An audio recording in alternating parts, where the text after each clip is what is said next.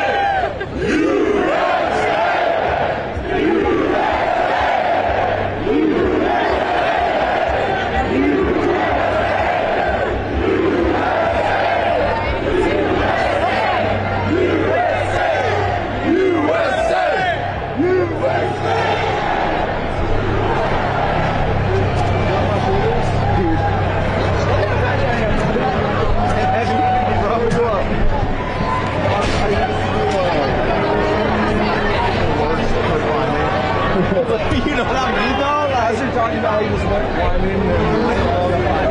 But I'm not going. Wait, where's Danielle? I'm good for like. Woo! I'm good for like. Something scouting.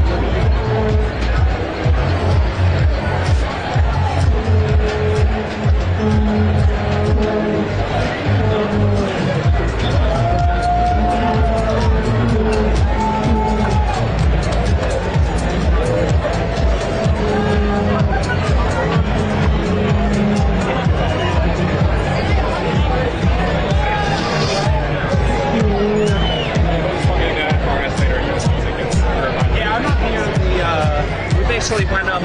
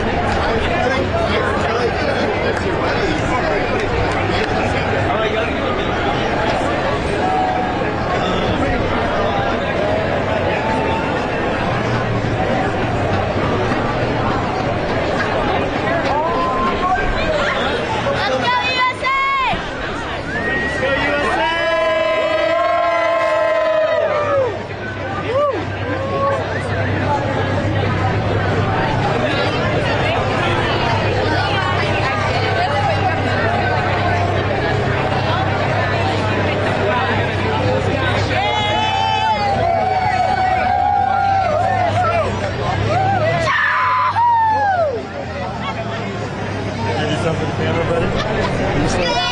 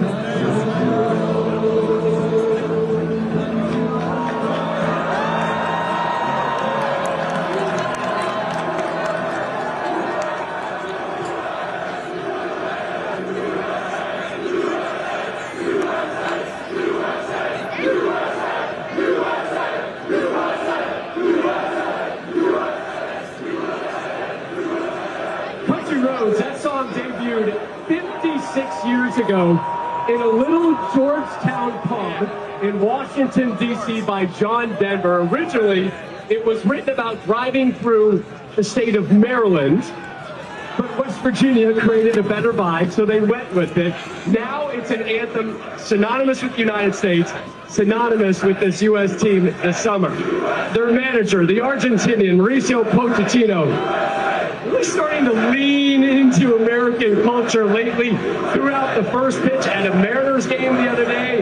We had a feature earlier today about him preaching grittiness and this whole why not us mentality. Yeah, when it comes to Mauricio Pochettino, we've heard him say, why not us? It should also be one of us in the way that he has gone about embracing the American culture, but also bringing in everything that he has and all of his culture and his past. I think he has brought in a necessary ruthlessness that I think comes from his Argentinian past, but I think he has married it with a sensibility and an understanding, and maybe most importantly, with the respect for the unique aspect of this United States soccer culture. We know it's not perfect, but I think he has fallen in love with it, and I think a lot of people have fallen in love with him. I will say this, so to finish this up, Mauricio Pochettino was hired for a game like tonight. All right? This is the round of 16. This is where traditionally the United States has faltered. And Mauricio Pochettino was brought in to make changes in order to give us the best possible chance of going on and doing things that we haven't done before. I think he has made those players believe it. I think he has made everybody here believe it. And I think what's been also pretty amazing is he hasn't had a lot of time to do this. He's had to come into a national team environment with short windows and implement his philosophy, but I think he learned quickly that he also has to brand it as an American philosophy as well. And to see all these fans here, I mean, I was just thinking how this has united our country, which is unbelievable in a time where we do need that, and it's been unbelievable to see, but I think it's just been amazing that he's kind of adapted to that and figured that out as he's gone, and this team is just a likable team, which is amazing. No, for sure. When you think about songs, you think about, it reminds you of certain moments in time, and forever people will think back to 2026, wherever they were listening to it. The players will hold more special meaning for them when they talk about it with their kids. But at the same time, what I'm excited about is what you said, Pochettino. He was hired for games like this, and he's been embraced by our country. I think it makes it a little bit more difficult for him now when this tournament is over, no however far that we go, whether he stays with us or he goes on to another project. And if he wins today, I hope he stays with us. Even though it has been a short period of time, I will be the first to admit that when Mauricio Pochettino took over and started, I was struggling to find a method to the madness. But I think that there is a method to whatever madness there may be, and I think that he has done a tremendous job of making sure that these players, that Keep in mind, we're the second youngest group in a World Cup last World Cup. And now they're in a very, very different place in making sure that they are responsible to themselves and to others. He has brought a competitive nature into this team that the players have acknowledged, that I think has been huge as they have become adult players as opposed to these teenagers that we have kind of seen come to fruition. And the players had to buy into all this. And I think the timing and everything just synced up perfectly. You guys both said he was hired for games like this. He was hired to win games like this at the World Cup stage. Malik Tillman made his mark last summer at the CONCACAF Gold Cup. His success this summer has validated his decision to represent the United States. Here's Tom Rinaldi on how Tillman and the U.S. men's national team are proving to be a match made in heaven. I would say our team describes the US. A lot of different backgrounds. We all share the same love and will fight for this badge. Born in Germany to an American father and German mother, Malik Tillman's path was shaped in Europe, but would lead to an American roster. He learned the game through the vaunted Bayern Munich academy system, carrying him from boyhood to professional breakthrough. Tillman would also play in Scotland and the Netherlands, winning league titles and earning Champions League experience. But after representing Germany at the youth level, Tillman made a different choice, committing to play for the U.S. men's national team in 2022. Since making the switch, he's become a key part of the team's midfield, attacking, contributing, and in a defining moment, delivering. Tillman delivers for the United States. Now he hopes to carry the U.S. even further. Malik Tillman competing for the cup.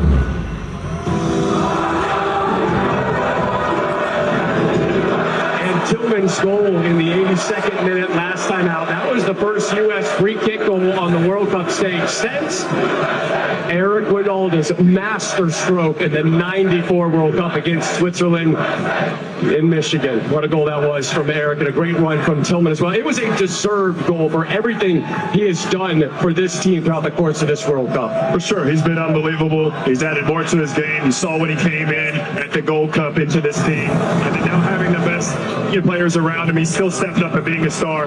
All right, America, Dr. Dempsey here. Welcome to my lab. We're going to talk about the sports science behind this free kick. He hits it with the inside of his foot. He puts his toe down, and there's two ways in which you can hit it. You're trying to hit the middle of the ball. You can either hit a knuckle, or you can hit it where it has top spin on it. And he decided to go a little bit underneath the center of the ball, and it has a little bit of top spin, which allows it to get up and over, which is a technique you need to use when you're that close to goal. Reminds me of Gareth Bale when I played at Tottenham. And for me, he just executed this perfectly. Maybe the keeper could have got to it, but hey, I'm not worried about that. He put the biscuit in the basket. It's good to see us scoring free kick goals again in major competitions. And not only the goal, just the stuff he's done off the ball is unselfish running and his work defensively. That's why he's been one of the stars for me. How many? I'm pretty impressed with that. How many goals have you scored like that? Using that technique, not many, but I scored my fair share. Everybody, go check out YouTube. What has Malik Tillman meant to this U.S. team this summer, Lex? There's an element of an unsung hero because some of the work that he does can easily go unnoticed. I love the fact that you referenced last summer where he kind of came in and everybody said, wow, this could be a possibility, while the team was still going through a transition. And when all of the other players came in,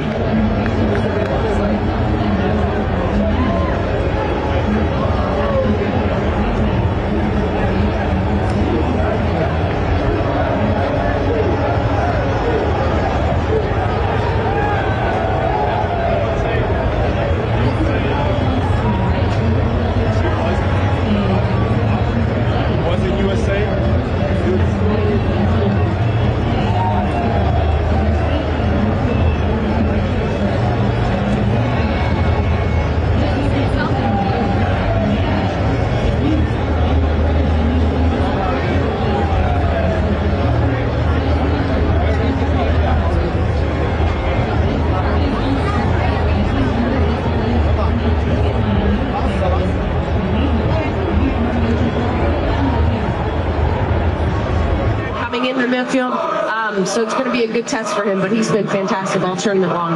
He has been so fun to watch, whether he's starting an offensive break or breaking down the opposition's attack. Malik Tillman has been integral, and that goal helped the U.S.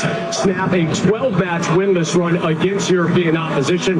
Weston McKennie and company try to take down another European side. 9th-ranked Belgium is coming up in just about an hour from Seattle Stadium. Massive crowd waiting to get inside the stadium. Hour 2 of the pregame show on the way. More on Flo Balogun's return. A look at our starting 11s, and there's a surprise, a couple from Belgium, and how this nation has become obsessed with the U.S. team.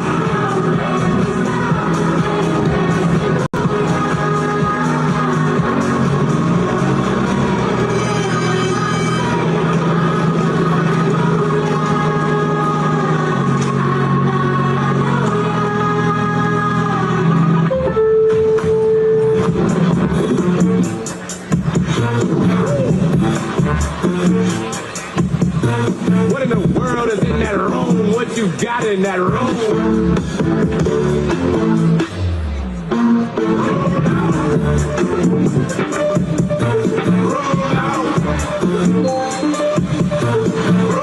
There's no place like Lowe's.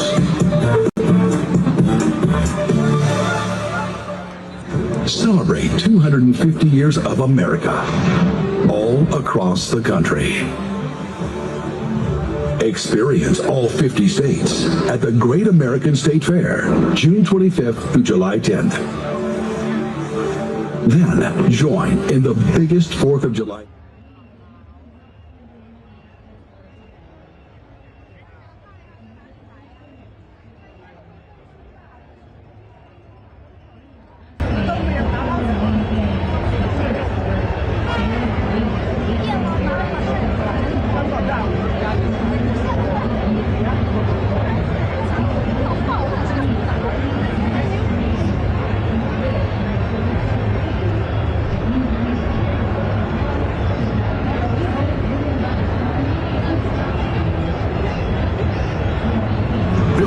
Perform and engineered to outlast the others.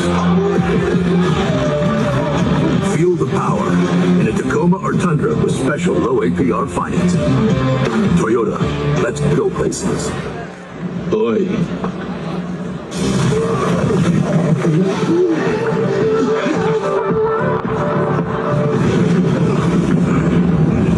Hello, I've got a delivery. I'm gonna leave this here. They're busy.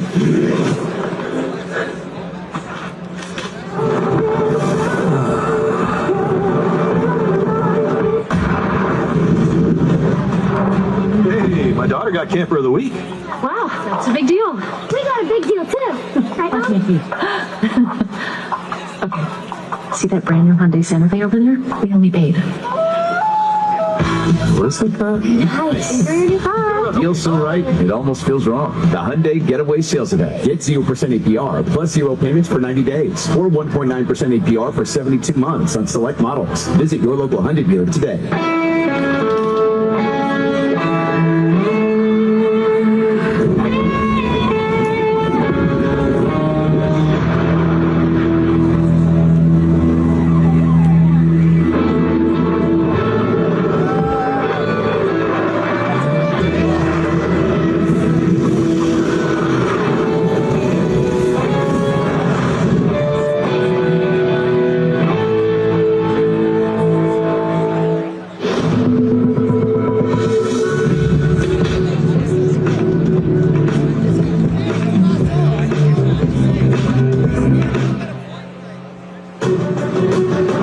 FIFA World Cup 2026 today on Fox is presented by Google.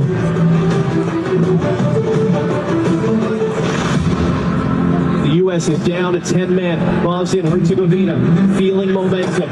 You can touch the tension of the atmosphere. Destiny Turnout, he was being held back. He felt his shirt was told that it was. The referee's going to give a free kick just outside the mark to the U.S.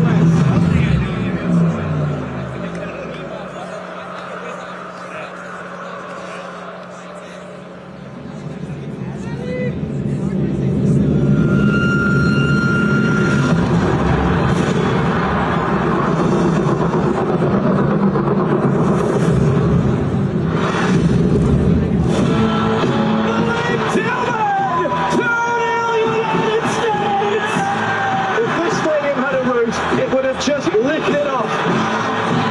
Your brilliance, when his country needed him most. For the United States, the dream continues. Makes me proud to be American.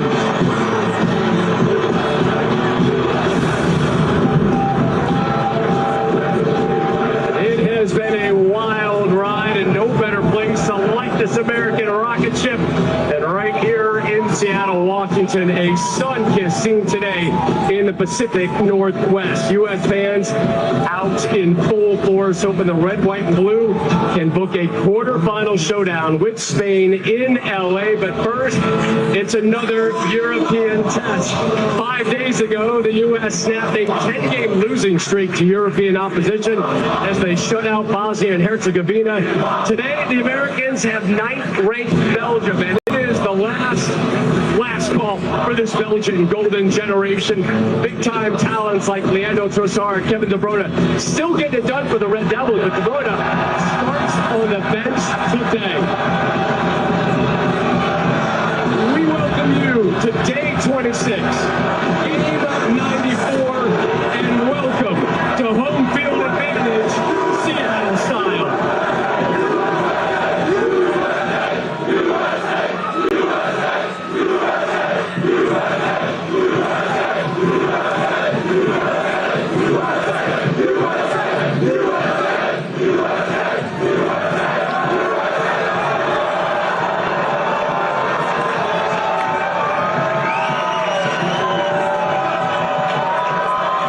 We were here 17 days ago, and Seattle blew us away.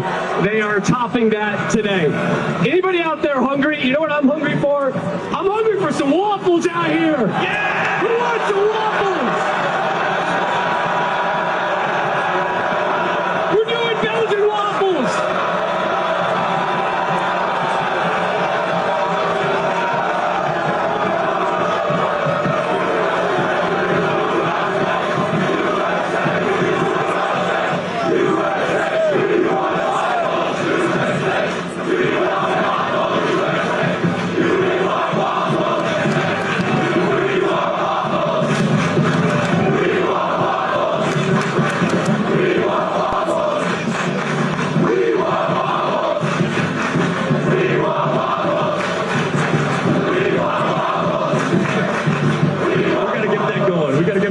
Never did I think a "We Want Waffles" chant would take place at a U.S. soccer game. Thank you, Seattle. Waffles do hit the spot sometimes now. So glad you're here with us today from Seattle. Rob Stone, U.S. Soccer royalty, Carly Lloyd, Clint Dempsey, Alexi Lawless here with you. 26.4 million people watched the U.S. beat Bosnia and Herzegovina on Fox just 5 days ago. The most watched soccer telecast in English language U.S. history. Remarkable numbers. This team and this nation, Lex, have connected like never before. Yeah, it's been wonderful to see. America wants to celebrate America, and I think America is looking for ways to celebrate America. And I think they have found it through this team and through this World Cup. And, you know, again, as an older guy, yes, it makes me feel incredibly happy and proud with what I see. But I also think that it's the way in which this team, and I can even call them a team, have supported the team on the field. And they are as important, believe me. This isn't just me saying that because they're here. They are important because of a number of reasons, not the least of which is this is an American culture. This is an American community. This is an America that isn't going to settle. This is an America that isn't just happy to be at a World Cup. This is an American soccer culture, my friend, that is greedy, that wants more. And the reason why they can justify that greed and that type of notion is because of the quality on the field. These players came to this World Cup, they won hearts and minds.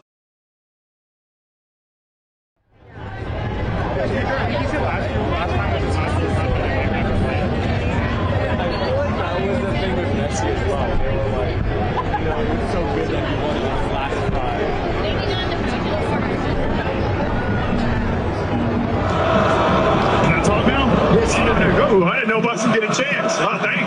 I mean, if this team wants to be one of the best U.S. men's teams of all time, they need to win games like today. This is, to your point, this has kind of been our bogey situation, not being able to get past the round of 16. And if you want to be along the teams of 2002 or go on to the semifinals and be the teams of 1930s, you need to win games like today. And I'm looking forward to that battle in midfield between Tillman, McKinney, and Adams versus Onana and Tillmans. I think it's going to be great. Both teams are going to go at it. We're playing against a top 10 side. We're going against a team that, has a higher FIFA ranking than us, and I think that's going to make for a more exciting game. No team is going to sit back. Both teams are going to go for it. It's going to be wide open, and I expect a lot of goals. Look, and this fan base, America has fallen in love with this team, and I'm greedy. I like to win, but if they don't win, this has still been an absolutely massive success, in my opinion. I do think that they can win. They have the capability of winning. They have the players. They have Pochettino, who's leading this squad. But the way in which they have displayed on the field, the grit, the determination, the way they're playing, the way they're scoring goals, the way that they're together, I just think that is what America loves to see, and they've united our entire country, which has been absolutely unbelievable. But also what America loves to see is winners. And this team so far have been winners. But this is a big, big test for this team. This is a big test for this generation. It's a big test for American soccer. Is the U.S. the favorite today versus number 9 Belgium? Nope. I think they're back in the underdog role. But make no mistake, this is not the Belgium team that we saw in 2014. This is a beatable team. I'm not saying this U.S. team can't screw this up. They absolutely can. But again, the quality and attitude that we have seen through this tournament, they have to be licking their chops with what is on offering right here for them in Seattle and across the country, the people that are behind them. But ultimately, the whistle's going to blow, and they got to do the job. Brian Adams saying about the summer of '69. We're all going to remember the summer of 2026. Seattle, we're about to head inside. I just want to thank you. I want to thank you for everything you did 17 days ago. I want to thank you for everything you're doing today. I want to thank you for getting the U.S. to the round of 16. Let's take this party inside and get a win. And let's go to the quarterfinals.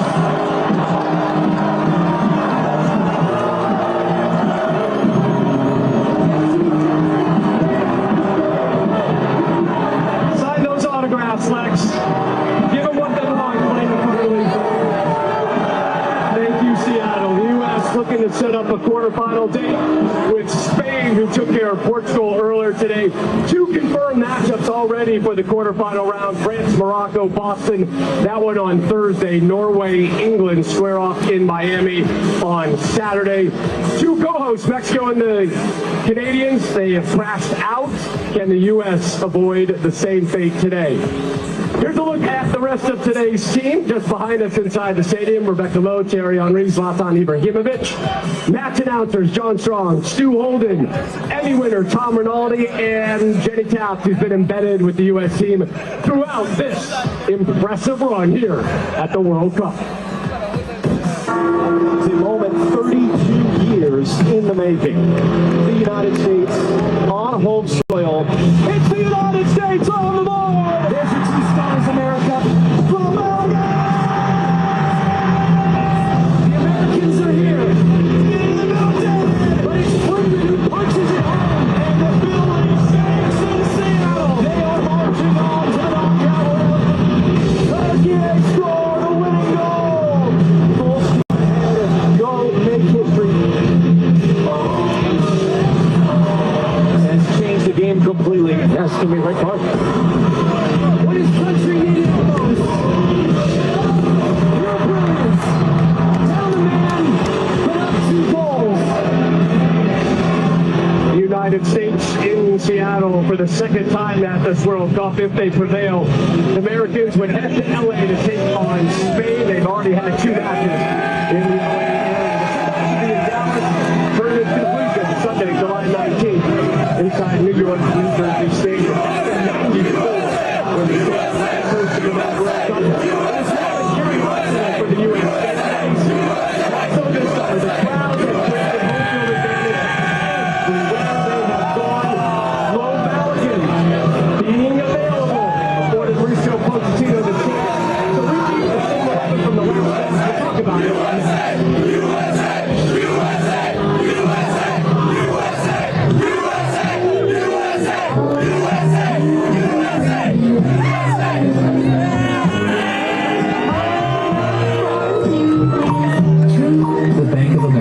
customized cash rewards Visa card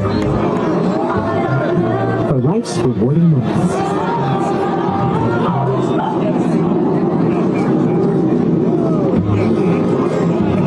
Earn 6% cash back in the category of your choice, like online shopping, for the first year from account opening.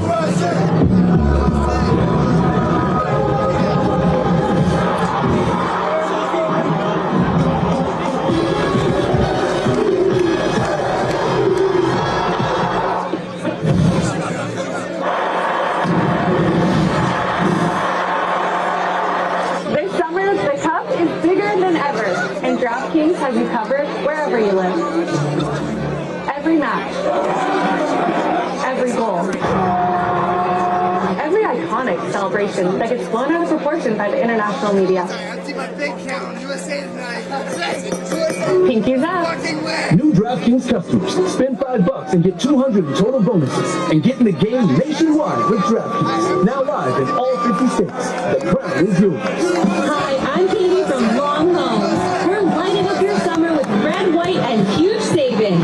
It's the Long Home 4th of July flash sale. Get a brand new bathroom remodel for as low as $149 a month, plus a free mow and shower head upgrade, a $2,000 value. The Long name has been trusted for 4 generations to transform homes just like yours. Don't wait. The 4th of July flash sale ends July 11th. Call Long Homes, Maryland, D.C., and Virginia's #1 home improvement company. Because trust goes a long way. We invited passionate soccer fans to push Nissan vehicles to the limit, just like they do with their teams. Further proof that the Nissan lineup is tested and trusted by the toughest. Hurry in to bring home a winning offer at the Nissan Summer Sales event. Now, qualified pilots get 0% APR on select model trims, or get Sentra starting at just $22,600.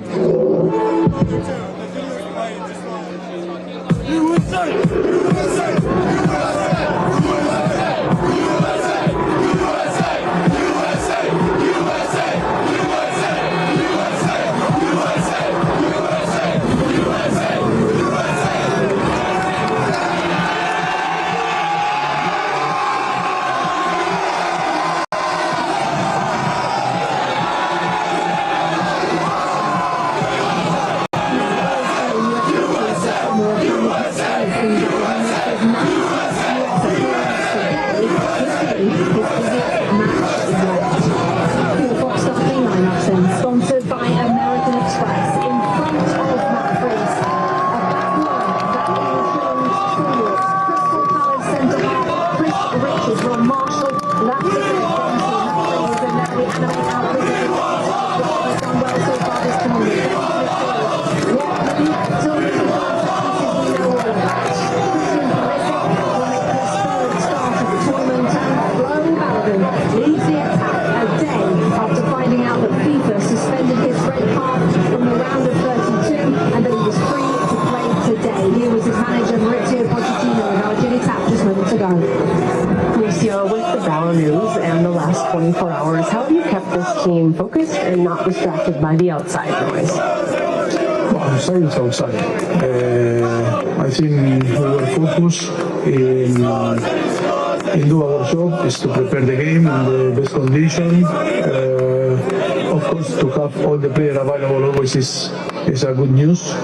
Of course, to be or to have the possibility to have Balo again with us and being available is important for the team. What does Balo specifically mean to this team, bring to this team? I think he scored 3 goals, and I think he's doing a fantastic job. That's why he's good news for us, and I think it's important for the team. I hope that today he can show his quality. Let's sort their opponent, shall we? In goal for Belgium, and the man many see as the best in the world in his possession. So let's have a look at the starting lineup for Belgium. And Nathan Boy. Yuri Tillmans scored the latest goal in World Cup history last time out against Senegal. Leandro Trossard has found the back of the net twice in this one. And Lorenzo Bacchio scored twice against the US in the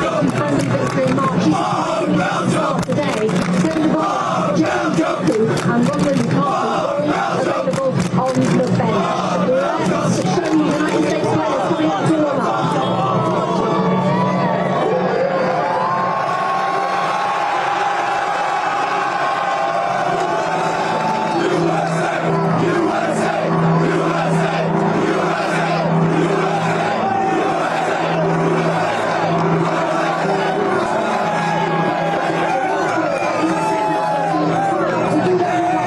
Massive game for a place in the quarterfinals. Let's take you down pitch side. Our commentary team, John Strong and Stu Holden. Down here on the field, we've seen the lineups now.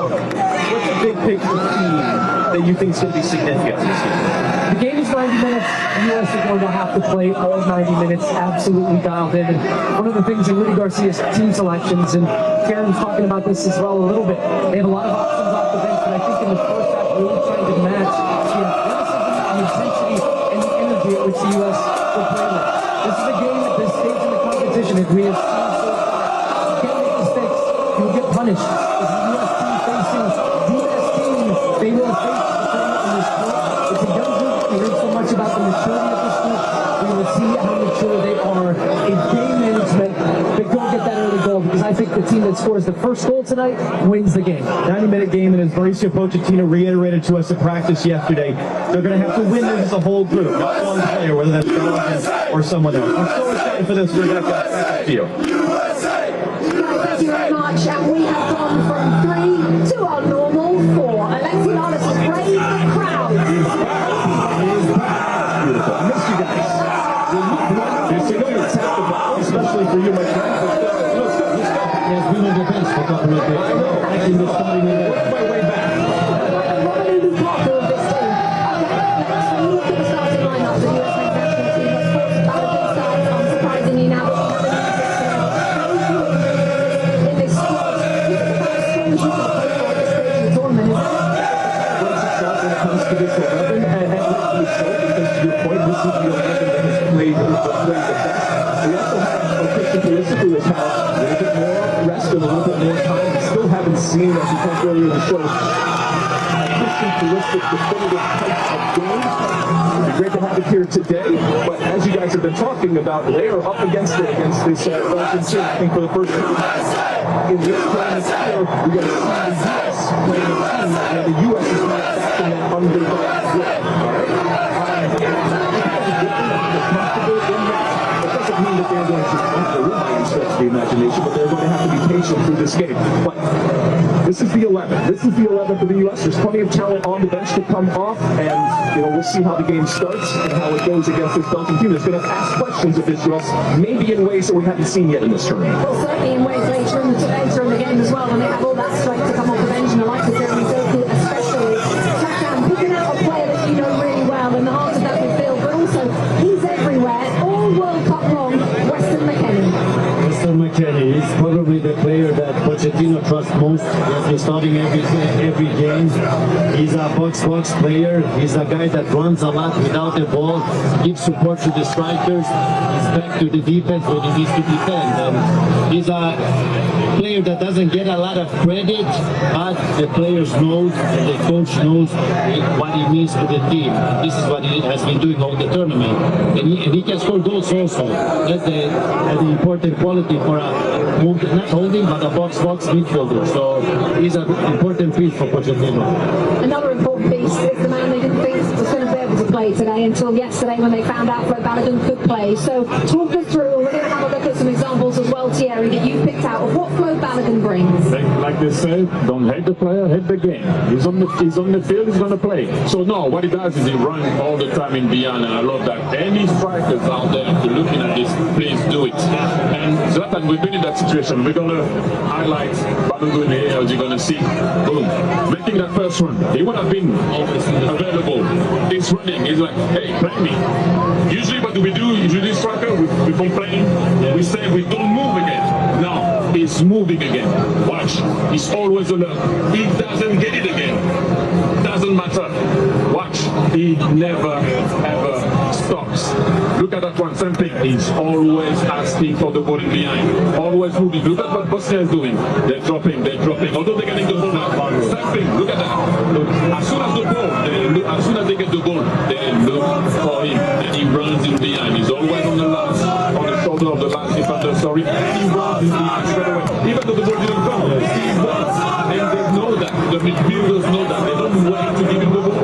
They give him the ball all the time. Once again, if you are a center forward out there, always running. One thing that he does, look at the intensity he puts in that front. Look at that. He goes and put pressure with his team. They all do it. He's alert. He goes trying to put pressure on the goalkeeper. Ball's on the go. He comes back to make sure that he's not offside. But watch what he does. As soon as they get the ball back, he runs in behind. Not a lot of grass, but still gets the ball, finishes, and he celebrates like LeBron James. And he's here. The USA and believe with that guy on the pitch. He is having himself a form this summer in many ways. Been one memorable for sure, but following Baladin. Well, James Winston has gotten to know different supporter groups throughout this World Cup, and today he made his way to Seattle to spend some time with the American Outlaws. Let's see how that one went with Jonas on Fox, sponsored by Coca-Cola.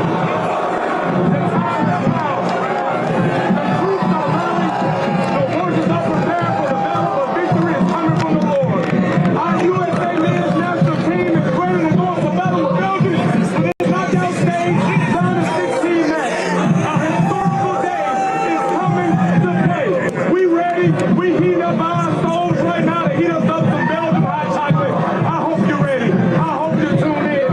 It's going to be a masterpiece. A W shape piece. Let's go USA. Let's go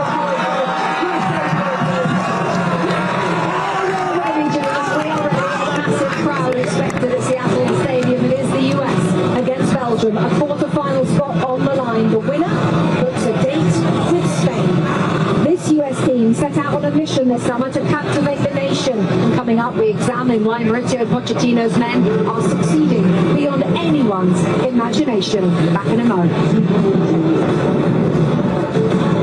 FIFA World Cup 2026 today on Fox is presented by Google.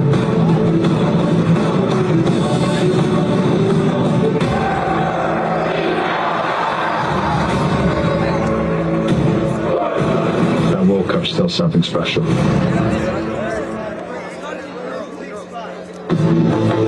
When you buy an all-new Toyota RAV4, you're not just getting a great deal on a reliable vehicle today.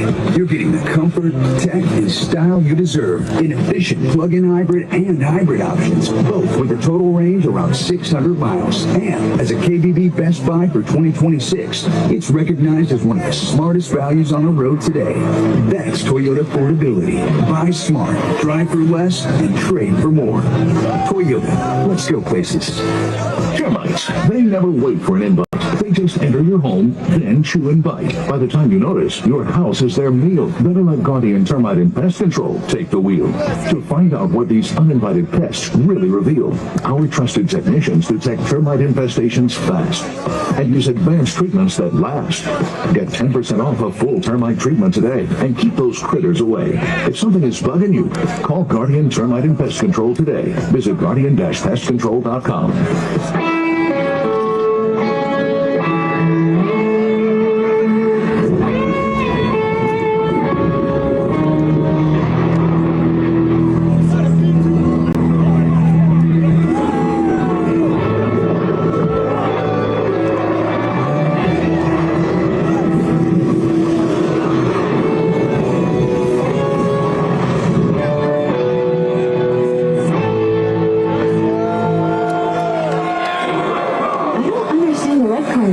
Football is so confusing. I can help. Think of cards in football as the opposite to your Sapphire Reserve card. Red cards make it harder for you to earn points. This card earns you 3 times the points on dining. Thank you. Also, you get a $300 credit on travel.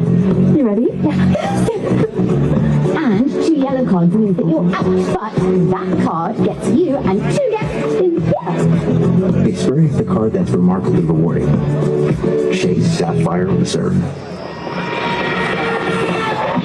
Oh, Howdy, Roadrunner. You're very fast. Well, I drink Red Bull. But you do realize... Yes, Red Bull gives you wings, but, I'm scared of heights.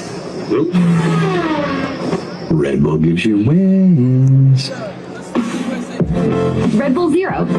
Zero sugar, low calories. Tried it yet? This side it is. Frederick Maryland. Say along. I love Victor! Quietly carry Maryland. This country has been waiting for this match, and here we go.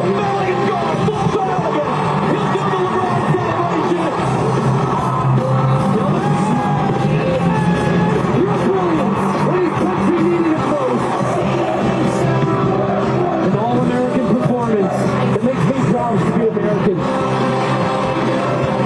And so the US looking for their fourth win in this summer's World Cup and their second here in Seattle. Mauricio Pochettino's side aiming for a quarter-final place tonight at the expense of Belgium. Now with America celebrating its 250th birthday this summer, this US team are playing their part in bringing joy across the country. For more on that, we send you down to Tom Ronaldo.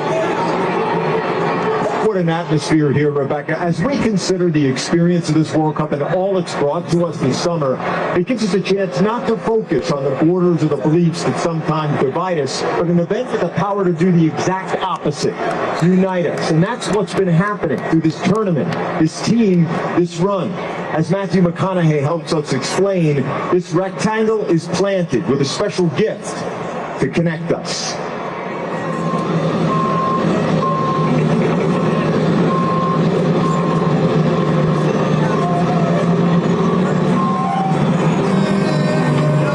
Planted in our earth, rooted in our soil. But with the practice of patience and the care of cultivation, through weather, labor, and time, the blades of grass form and then transform. A sod farm to a playing field. Of countryside to a beckoning stage, a patch of land to a common ground. Oh, but watch how it grows into a turf that supports the weight of the nation's hopes.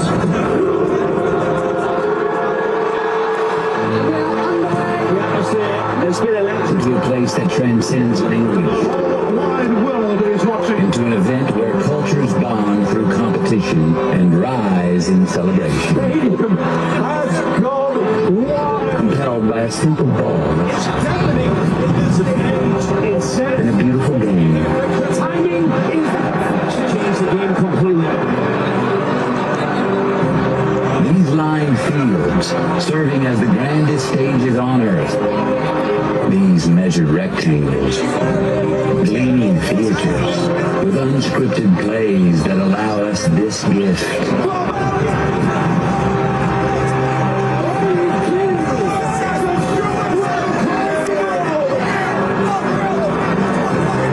An emerald canvas where every chant has a place in our human chorus.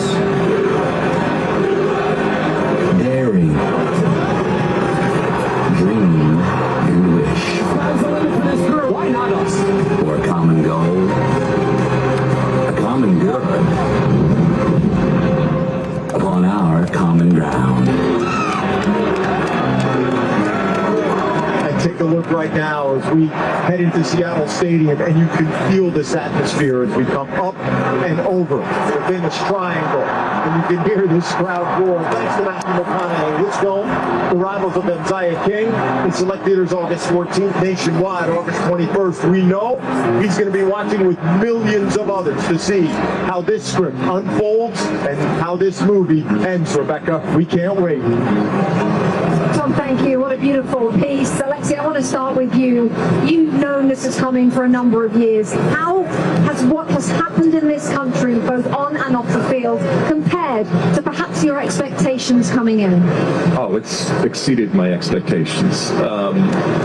You know, when I think back 32 years and what America was as a soccer country and culture, you know, as the saying goes, you've come a long way, baby, and we certainly have. It's kind of like you see a band when they're first starting out in a club, and it's, you know, it's raw and it's almost intimate, and then you see that band grow and grow and grow, and next they're playing a stadium, and they're two completely different experiences. They can be incredibly impressive, but they're different. I love what is happening here. I love what is happening to my country through this World Cup and through this sport. It makes me incredibly happy. It makes me incredibly proud, and I enjoy sharing it with everybody. It's kind of perfect that while you're ranting, that country roads just started to be played around this stadium, the new anthem of this year's national team. Zlatan, is this what you expected when you signed up for this game? I mean, I'm here. There is a reason why I'm here. I woke up with this letter. There is still more to come. So it's been amazing. It's been great. This is all about what the World Cup is. Bring the whole world together. Everybody's welcome and it's connected.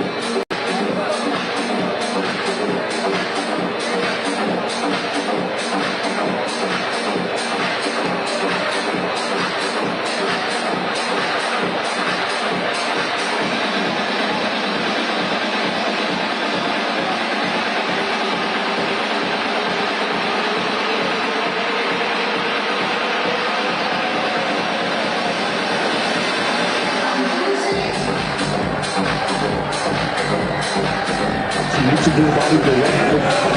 You need to believe what you can. I've been saying it for a very long time. This country, usually when they touch a sport, they usually dominate. And I know, I've been saying it for a long time, if I'm finished, since I left, when I'm in Europe, most of the people do not sleep on the US. Do not. But do they want to work it? Do they want it? Do they believe in it? That's a different ball game. I always did. And I always did say, when I'm in Europe, oh yeah. Because I go about it the right way. The right foundation. There's a good foundation right now. Hopefully you can build on that. I always believe that I will never change and not stutter. This World Cup has given us as Americans a view through the lens of others as they see this country through the World Cup, and it's given us perspective. I think maybe some appreciation, and then obviously the people that are visiting the country, hopefully they have a completely different perspective.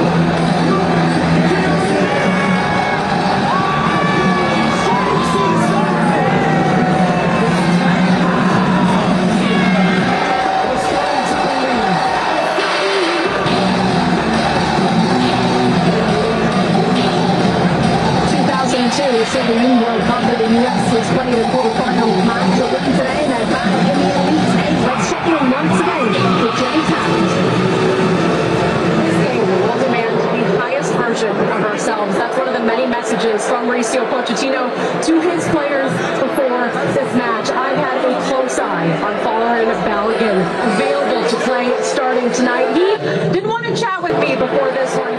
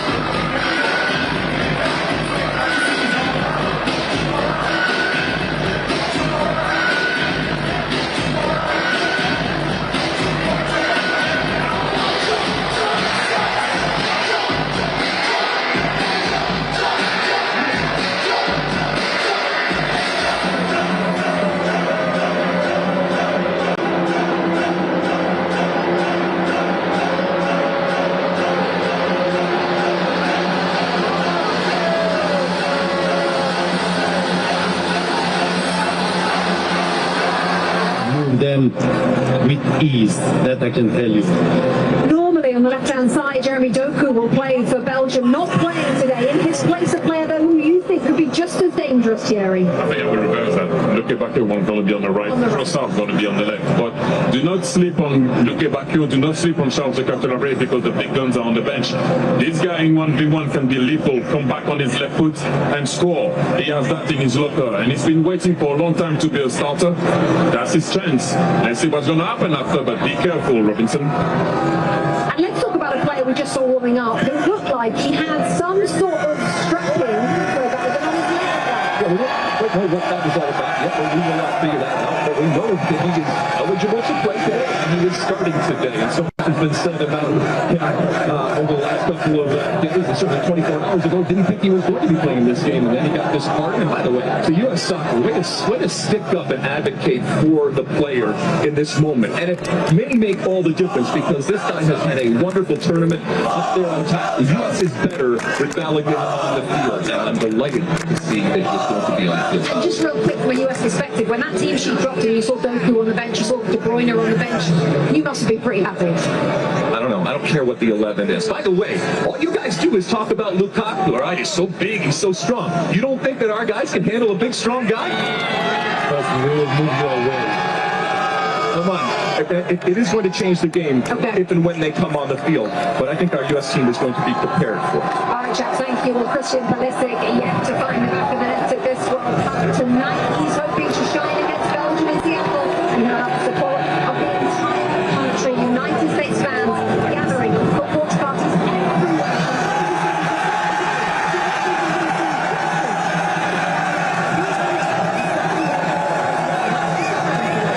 The US has gone out in the round of 16 and they're on 3 World Cups. A chance to break that pattern today. In just a few moments, the teams will be out and we will bring you the national anthems.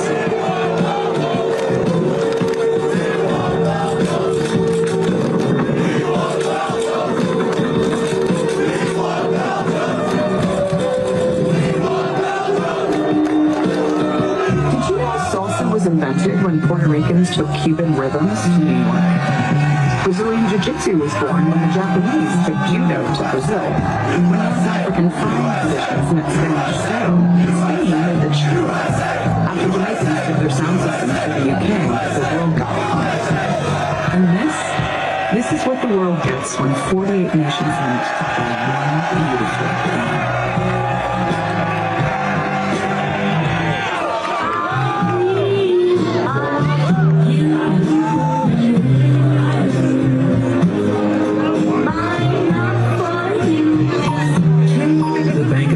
Customized cash rewards Visa card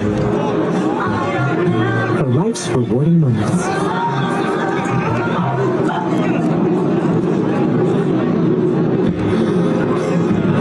Earn 6% cash back in a category of your choice, like online shopping for the first year from account opening. Do you believe in miracles? Yes. Welcome to the party.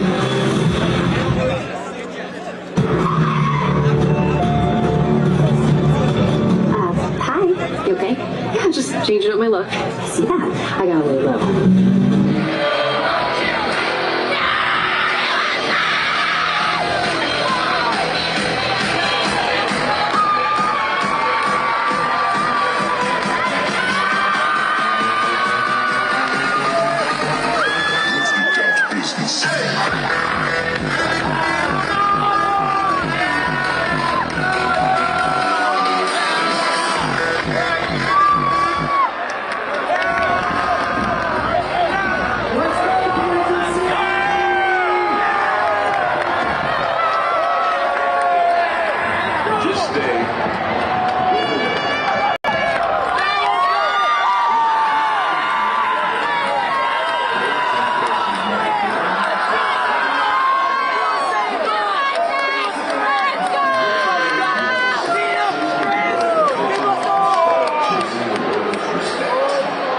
Stand across from the best on the planet and not big. Go ahead, look up at the wrist of the clock. That is the expectations. That's the it's a reputation. It's a reputation you can't buy. Names that shake the ground.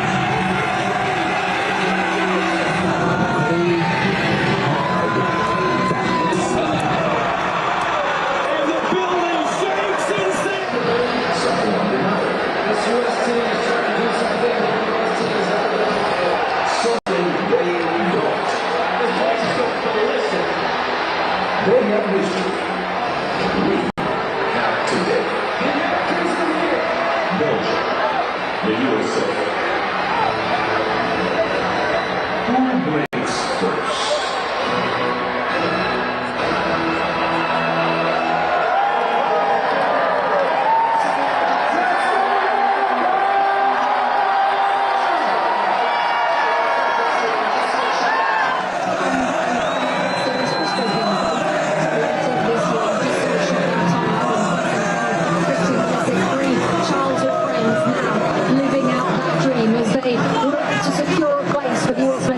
Team in the quarter-final of this World Cup, where they would meet Spain in LA on Friday. But that's if they can get past a strong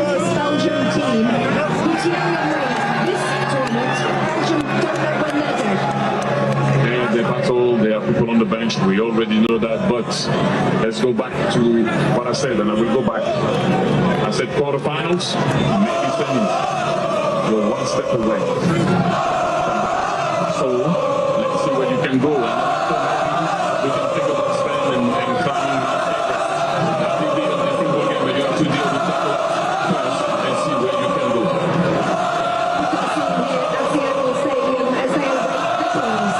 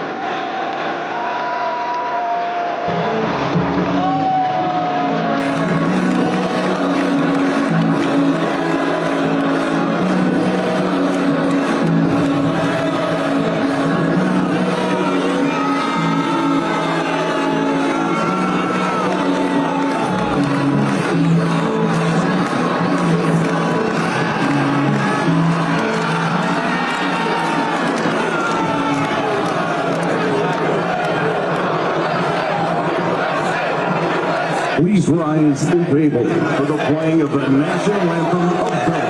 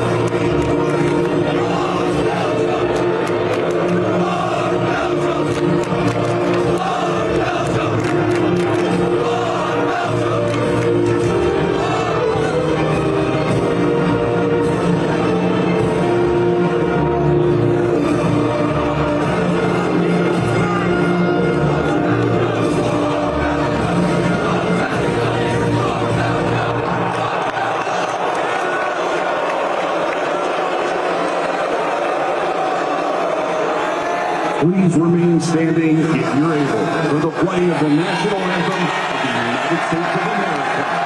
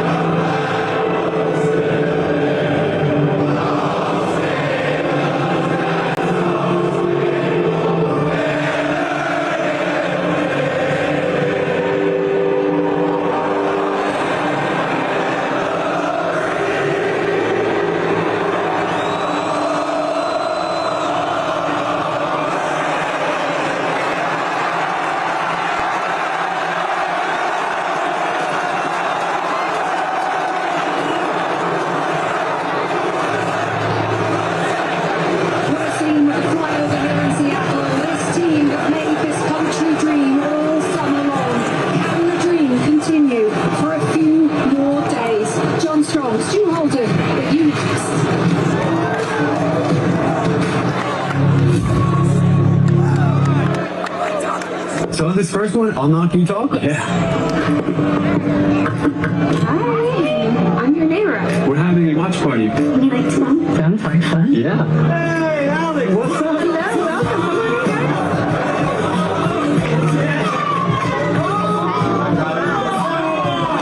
Come on in, Unlimited home internet that keeps everyone connected. When the connection matters, it has to be AT&T.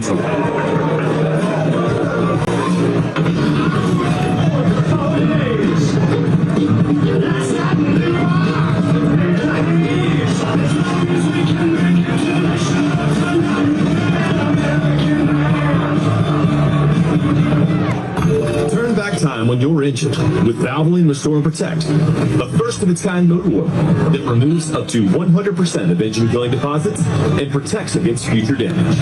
Ask for Valvoline Restore and Protect at your next oil change.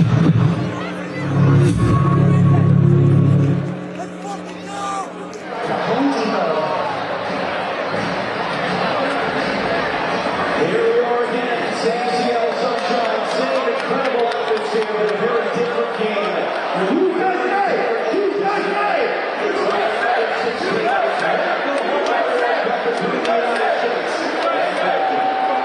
No changes for Mauricio Pochettino. And Belgium.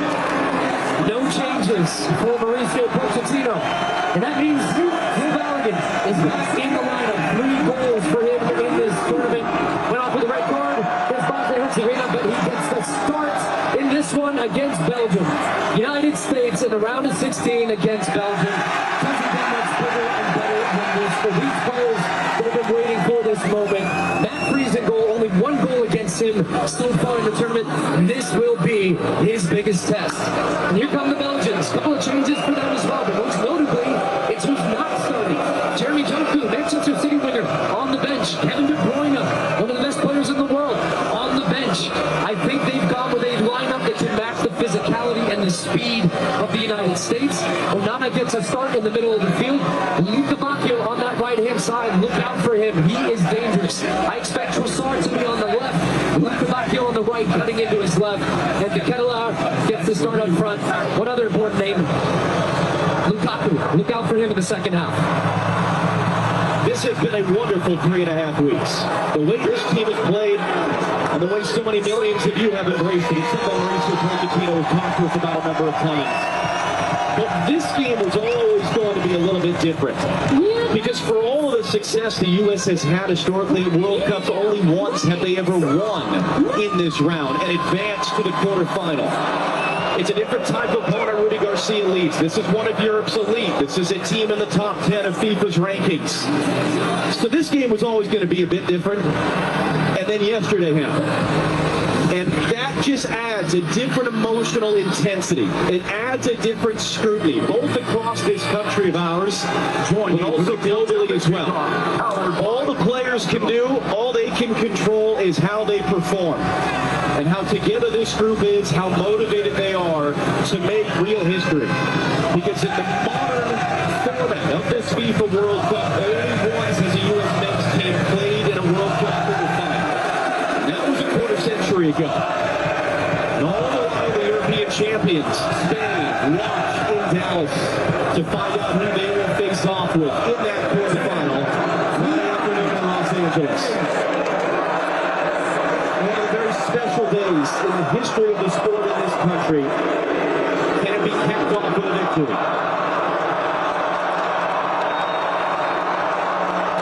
And we are underway. It is the United States in the dark blue. It is Belgium in the very light blue. The U.S. team that had to really work for Wednesday in Santa Clara, and an early shot which was blocked by Alex Freeman from Belgium. They took the lead against Bosnia and Herzegovina. They were reduced to 10 men with that video review red card. They grinded out the rest of the way for just a second knockout stage win in their history. Jorginho just thought that was going to be their ball. Well, look out for the throw here from De Kuiper. So they're going to put early pressure on that freeze. That seems De Kuiper going to set up a long throw. Gets it in deep. Richard's got his head to it. Pulisic's got to get it clear. Can't get it clear. The follow through. Shot was blocked. A second follow up. That might be the best save Matt Freese has made all tournament. It comes 48 seconds.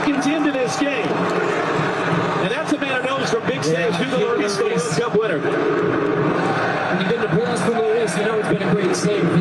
Just not clear at the top of the box from the U.S. The second one was a good block. And then that shot's going in. Three's at full extension. Set pieces will be a key for both teams in this match. That was Timothy Castagna who took it. It's the Piper once again on the corner. Freeze coming in off a 3-save shutout, including some early action in that game against Bosnia-Herzegovina. And Mohammed of Jordan is our referee. This is a big game for him.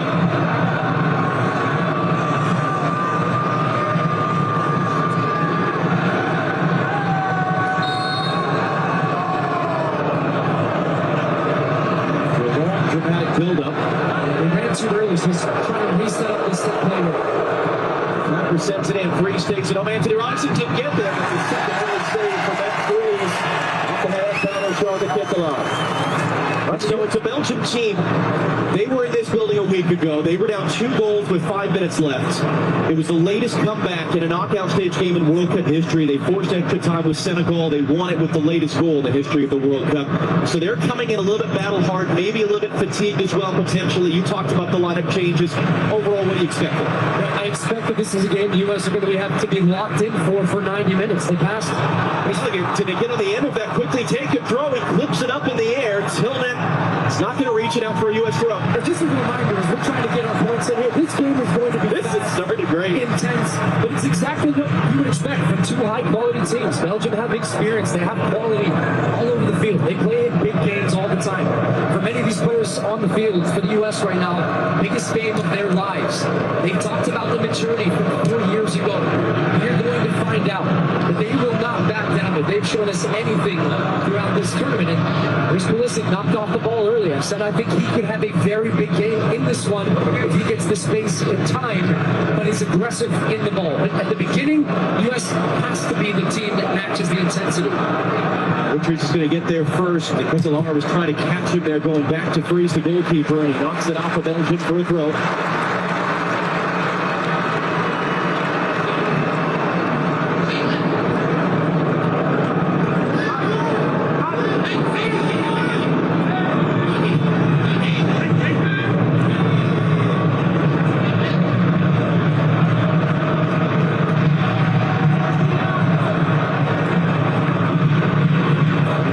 For Weston McKenna.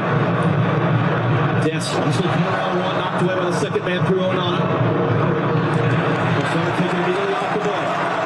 McKinney, early angle in. He's not going to get there. Thibaut Courtois, one of the best goalkeepers in the world of his generation, his first touch of the ball.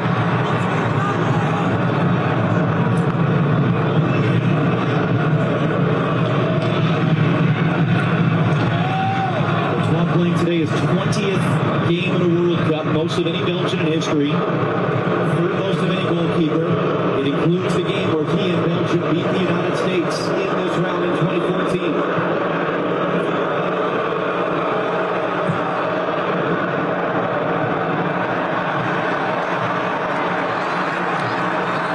This first then header from Freeman.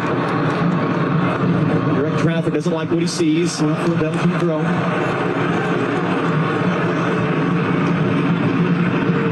I'm really interested in early in this game is you're going to look back at Castagna's shot. The ball is bending. It's bending even more in slow motion than Freeze. What concentration, top hand on. And it had to be a strong hand too. That's a terrific save, and you get a better look at it on that replay there. U.S. fans wanted a handball there. Tom Ronaldo said it really well before the game. The U.S. won with 10 against Bosnia, but today they played with 12. That 12th man is the crowd. And this crowd was one of the best we have experienced, and they will be important in motivating and pushing this team throughout the game. It goes by Goy, and it will run all the way through to Matt Freeze. Don't underestimate the significance of that early save for Freeze. This is the biggest game of his life. Former college soccer player at Harvard, plays for New York City FC and MLS. 5 saves so far at this tournament, but none of the truly top-level category. That might have, in fact, be the biggest save he's made in his 19 games as the starting goalkeeper for the United States, particularly because it came so early. Listen to media pressure taken off the ball by Onana. Pulisic lost his first 2 goals today. Yeah, just a couple touches that are getting a little sticky, stuck under his foot. Just trying to watch how the United States are looking to build and to break down this Belgian defense. McKennie really in possession is coming far wide and right, and you've got the wingers, the fullbacks on both sides pushing inside. Dest is coming inside to make space. I think, again, they want to find ways to get McKennie out of the play, as they have done all too. U.S.'s strength in attack has been their unpredictability by moving players around and creating matchups that they want, all centered around Phil Ballard.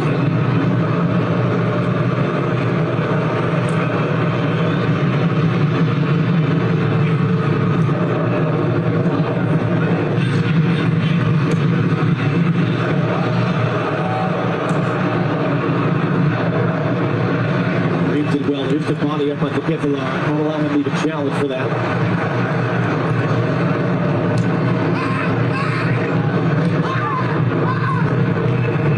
Freeman, the 21-year-old, very young player. Trying to show composure in big moments. That's another 50-50 goal gone against the U.S.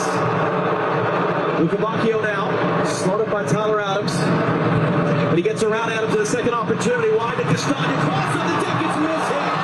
That was a wonderful look for Yuri Tielemans, who scored twice in the last game, and he just mishit it. They get away with one here. Pulisic stops his run, tracking back. With Castagna here, he does the overlap, so they get the overload situation that they want. But Pulisic just stopped running with him and left Anthony Robinson 2 against 1. The ball was cut back. It was a great look for Tielemans, expecting the hit to just sweep that into the back of the net. But the first thing you see is just the difference now in competition. The athleticism of Belgium, closing down space, putting the U.S. under pressure. It's going to be important 1v1 duels all across the field, but you can't leave players and not make that run tracking back. You can't leave guys 2v1. There's been a hesitation, but he gets there in front of Luca Bacchio, and those two collide. It's what we said. This is a different type of game against a different type of opponent from the prior 4.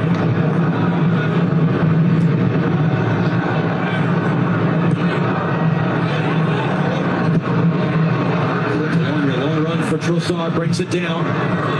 Freeman out to meet him now. Freeman blocks the cross, prevents the corner. It's infield. The U.S. is hesitating. A bouncing ball picked up in the box, and that's the opening goal for Belgium. It was the Cantalara first to react in there on the cross. The U.S. players froze defensively, and now they are in an early hole against Belgium.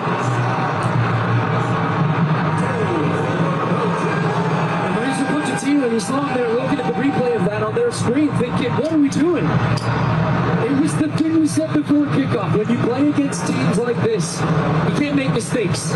You get punished, quite simply put. And as this ball pops up in the air, it's a great block by Freeman initially, but then it's Dest, McKennie, everybody's looking at it thinking someone else is going to play the ball.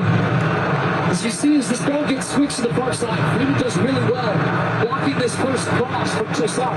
But now look, you've got 3 U.S. bodies as it pops up here. You got a couple guys thinking, is it me, is it you? And they just sneak inside, and he is onside to get the lock right on the shoulder of the last defender, Tim Ream. It's a great ball across goal. And Belgium take the early lead, punishing the United States for making a mistake in their box. How do you respond? First time the U.S. have gone behind with the first goal. They have scored the first goal in every game to this point.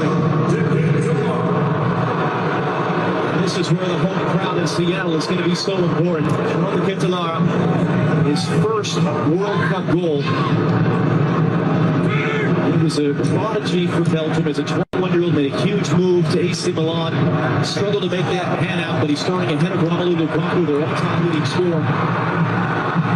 So that's a huge moment for him individually as the pass is behind Destiny slips. And this is a key 5 moments right here for the U.S. to show some composure and work their way back into this game as the Cantalara is tripped up.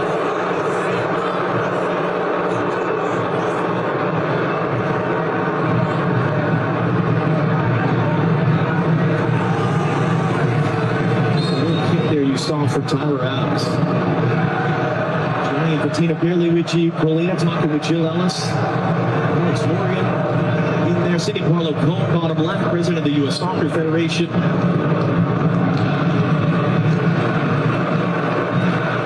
at that discrepancy. 6 shots to none in the opening 11 minutes. We were so worried about the second half of this game. The U.S. has been the top scoring team in the first half at this World Cup. Can they get themselves going here? An interception by Castani there as Rain was trying to pick out Pulisic. And I think the other thing Belgium are doing well right now is they're not trying to play through the U.S. press. They simply said, look, we're going to force you out a little bit. We're not trying to find those little slip balls to Onana. We don't want to give the ball away in the middle of the field, but then they're playing direct and over the top, trying to test the back line of the United States. And so far it has been working. Freedom, good defensive work there. Trossard.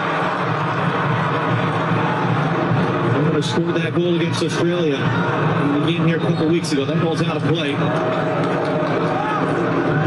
They do just look a little nervy, though, don't they? The U.S. Heavy touches, balls going out of bounds, turnovers in the middle of the field, a little bit late on some of those tackles. That's when you've gone from being the aggressor in every game, and you've had such a great start and an intensity, and all of a sudden now somebody's right up in your face. Richards just got hit in the face, and Chris Richards is down.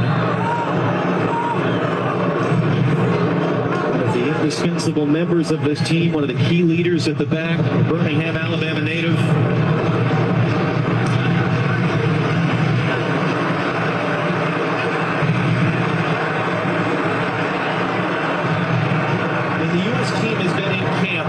Since the last week in May, and they have talked about being battle-tested, the strength of the games that they've played this year, including a bad loss against Belgium in March, the games against Senegal and Germany right before the World Cup.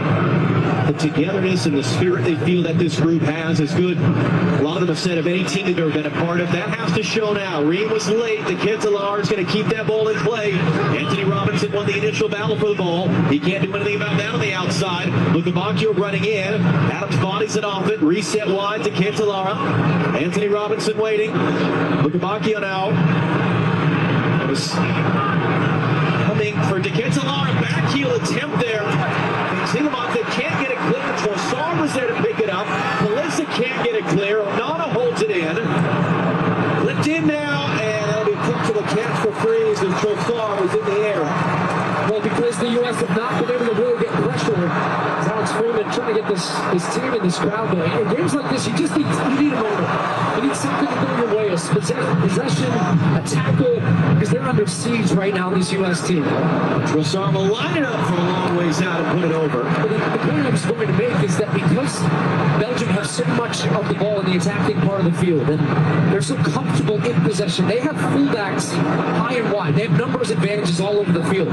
So now the U.S.'s best attacking players, as you look at the goal again, to Ketelaar is not going to get many easier finishes than that, but that's just being in the right place, timing his run, staying on side, coming off that U.S. mistake. But the U.S.'s attacking players right now have to come back and track back and deal with these fullbacks. So Pulisic's doubling down, and Dest is coming back, so they're not a threat the other way. The U.S. need to have something attacking-wise that keeps those fullbacks a little bit more honest and keeps the numbers advantage in their favor defensively. Robinson to Weston McKay, too far for him.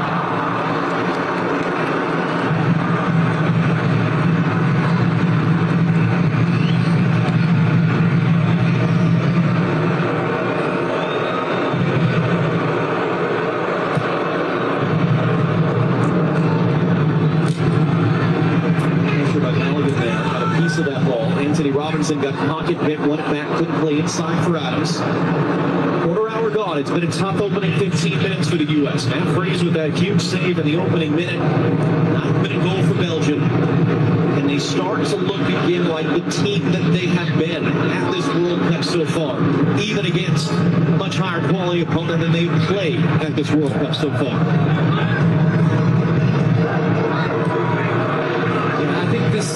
We're about 7-ish minutes away from the hydration break. Just looking at the U.S. defensive pressing structure, it's too easy for Belgium right now. It's basically Mulligan against 3. Belgium are building out with 3 players in the map, and McKennie's having to drop back a little bit deeper in midfield. So the U.S. just can't get the same type of pressure on the ball that they have been doing.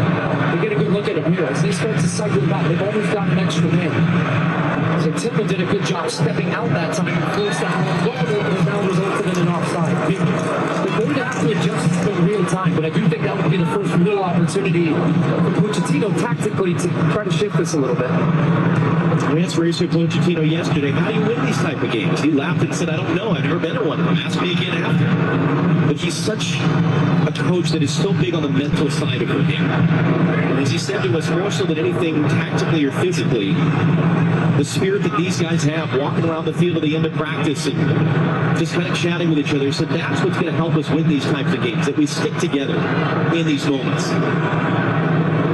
But in saying that, the U.S. Soccer Federation took a big swing, spent a lot of money to bring in Mauricio Pochettino a little bit less than 2 years ago. And this is the type of game, and this hydration break in a few moments is exactly the type of moment why you do that.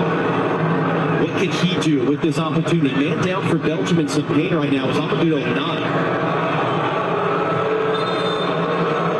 He's going to be stopped so he can be looked at.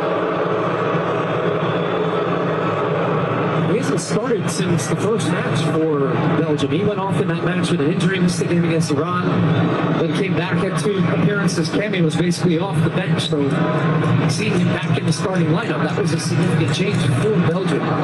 He brings a lot in the middle of the field. Now, the players are coming over to the bench right now. This will be interesting how the referee, he's going to say no. Because the U.S. almost were trying to use this as a tactical timeout, which Pochettino still is trying to communicate stuff. Just stop him from talking. Yeah, right down below us to our left. But I was going to add to your point about Pochettino. There is so much, only so much you can do as a coach tactically within this sport, to where there's an element of when you put the players out on the field, the players have to execute and perform. There's nothing tactically Pochettino could have done on that first goal. That's just a couple of guys looking at the ball, not communicating, and then boom, that's why you're down 1-0. So it's not like, look, Belgium have been the better team, they've created the more chances, but this has not been a landslide by any means. There's a lot of time left for these guys on the field to get this going here. Amadou Onana, who was actually born in Senegal, but he was raised in Belgium. He was at Aston Villa in the Premier League with Yuri Tielemans. As you mentioned, having been a starter at the last World Cup, he's been off and coming off the bench, so it's a big spot for him to be given this opportunity. It's a Belgium team, not just how good they've been when they scored the first goal, they've actually not been beaten in any game since March of last year. They're on the second longest unbeaten run in their country's history. The only longer run was a team that made the semi-final at the World Cup in 2018, the best Belgian team of the modern era. And a few players from that team, that golden generation, are still a part of this squad. If Anthony Robinson tackles it out. The question right now is whether Onana can continue. The answer looks to be no. And they've got a substitute up already, Anzanaka, who has been a starter for them at this tournament. So really below for Belgium to have to lose one of their starters to an apparent injury. They're going to hold the sub now. So Belgium aren't playing with 10, but they have an attacking throw. It's sent in deep. It's Weston McKennie who heads away. Not done. That hit by Castagna, back post. Richards rising up to get it away. Adams there, almost collided with Pulisic, able to get rid of it. Bellingham collision with a couple defenders. Bellingham's going to chase that one. Had to be alert to come out and get it. Gives it away. Going to be bashed forward. There's a second man down for Belgium right now. There's part of the collision with Bellingham on the go. U.S. going to have to kick this ball out so he can get looked at. It's the referee's purview if he wants to stop the game, and he does that. It's Nicolay, the center back, who's down. Should appear to also give Belgium a chance to make their stop. We almost had the same situation with the ball up in the air, and eventually I think Tyler Adams who took charge. Luckily ends up colliding his own teammate, which is, I think, why you hear the response from this Seattle crowd. Now, I've talked a lot about this atmosphere. I think even what I'm feeling from the players and the crowd is a little bit of nerves. A good attacking spell for the U.S. would go a long way in bringing everybody into this game, including themselves. Tanaka is on. He was able to continue after being down for a moment. Dent drives it inside. Tillman, and he couldn't make that pass across the field. Intercepted by Luca Bacchio. There's Tillman flying through from behind. Could get there to Ketelaar, the goal scorer. Going to return. Luca Bacchio beat What a run from Luca Bacchio, and an even better run from Tyler Adams. Tracked him from the middle of the field. And those little moments I'm talking about, that could be one as well. It's just U.S. turning over the ball as Ronaldo's going to make his way to the Belgian locker room. That's one thing. You never want to see that for any player taking part in a game like this.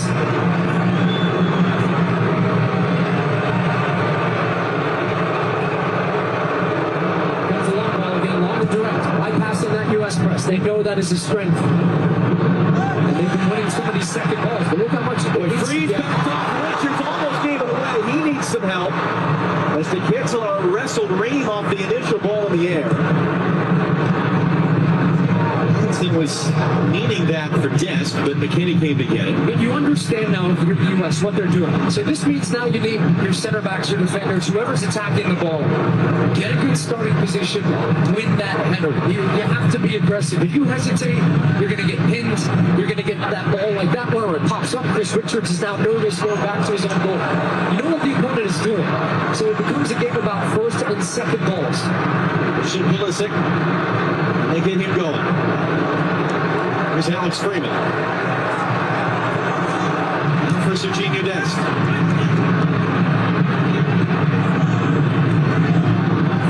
Freeman. Tillman. Kind of backheel was blocked though. Tillman's there. Got a foot away, but it's given right back to the U.S. Next stop we can play to the first half hydration break.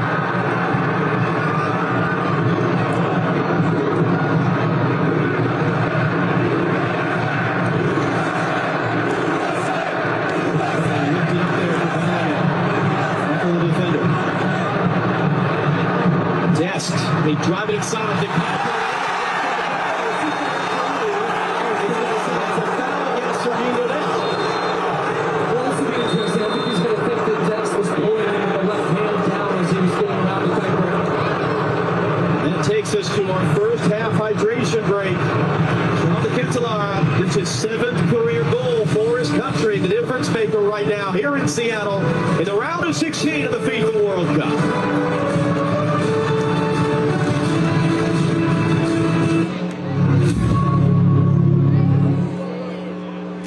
Trying to predict the future is a hazardous occupation. The only thing we can be sure of is that it will be absolutely fantastic. I'm thinking of the incredible breakthrough, the communication satellite. These things will make possible a world in which we can be in instant contact with each other, wherever we may be. When that time comes, the whole world will have shrunk to a point.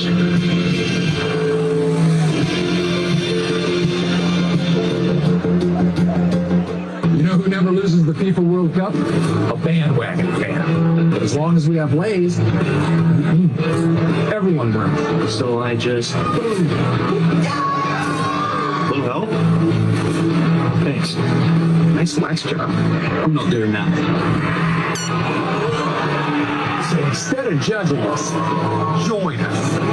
Hop on the bandwagon, America. I don't know. I just got here. You know who's winning? Every Walmart Plus member knows free delivery means that unexpected guests of any size are not a problem. Carl looks like he can eat. He's a machine. This is why I'm a Walmart Plus member. Groceries delivered free today. You guys seeing what I'm seeing? Carl makes me sneeze. Good thing pharmacy delivery is free too. Who knew? Mom, yeah. With Walmart Plus, I can handle the rest. It's worth it. What a beautiful animal. I see you, Carl.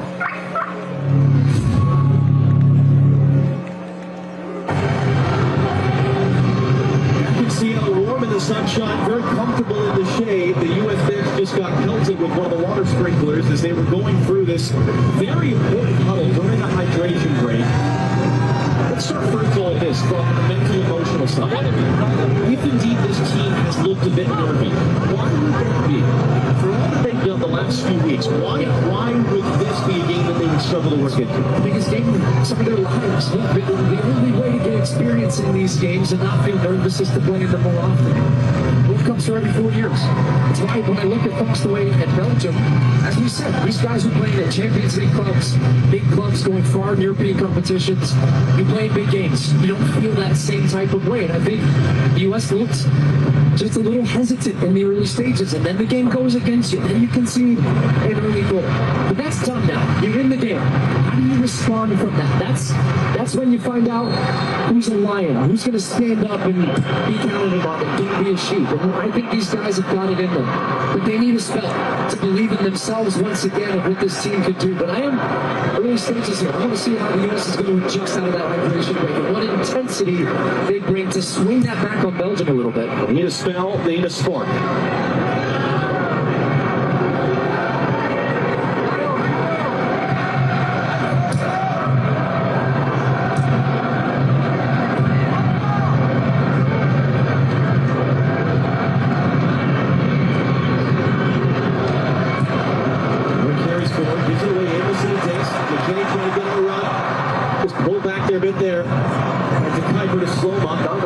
Pulisic.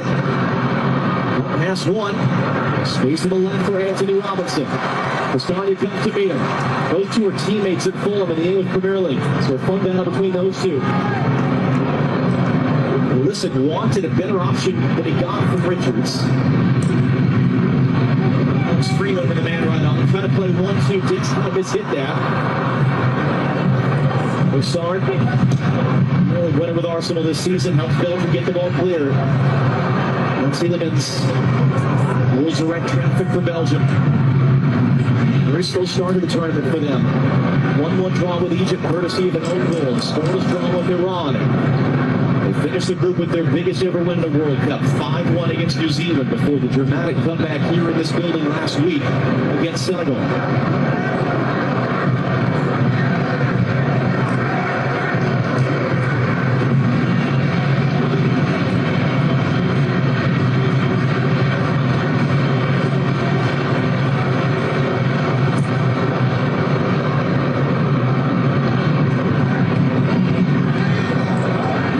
The second time there, De Ketelaere was the only one who knew that ball had just gone straight up in the air, and he's able to steer wide for Luca Bacchio.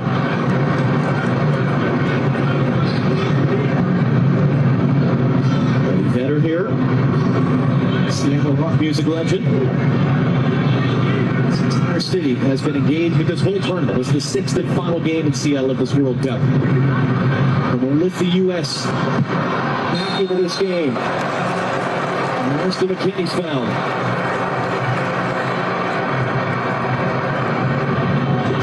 For this referee, Adam McConaughey, 39 years old from Jordan. He's the first Jordanian center referee in World Cup history. He and his crew have been highly thought of. They're the first crew to have been given a 4th game at this tournament.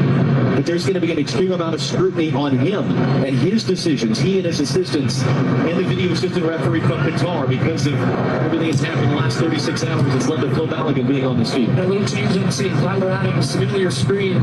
He's dropping between the center backs to now allow the U.S. to get their fullbacks higher. I think that's a good switch there now because it opens this up. Well, listen, Balogun. In a very shielding position. And instant dividends. So now you have Anthony Robinson high and wide on the left. You've got Freeman high on the right. Now you've got your creative players coming underneath a little bit.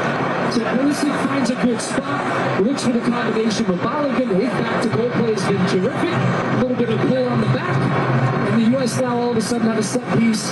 Pretty good distance here for a direct strike. And I would imagine Malik Tillman, who stuck his last free kick in the top corner, will be standing over this one again. On the same field with that man, Josie Alterations once scored a free kick goal for the U.S. It was the first free kick goal in a World Cup for the U.S. since 1994.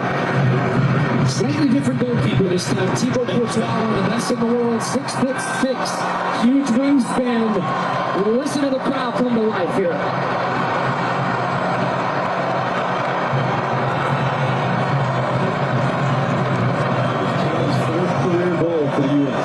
What's interesting, John, here is last time it was a little bit to the left. He had to go to the wall. He can go both sides here because this is center, which makes it more difficult for Courtois. There's a man lined down behind the wall, which means the wall can jump. Tillman,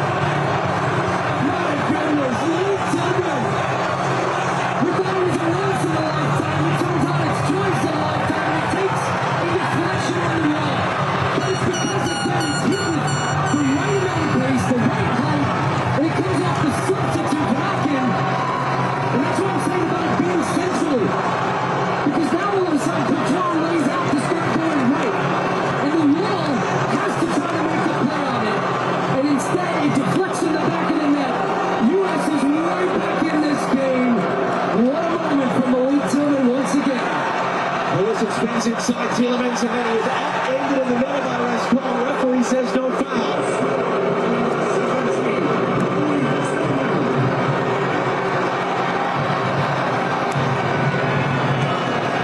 The U.S. is the highest scoring team in the first half of games of this World Cup.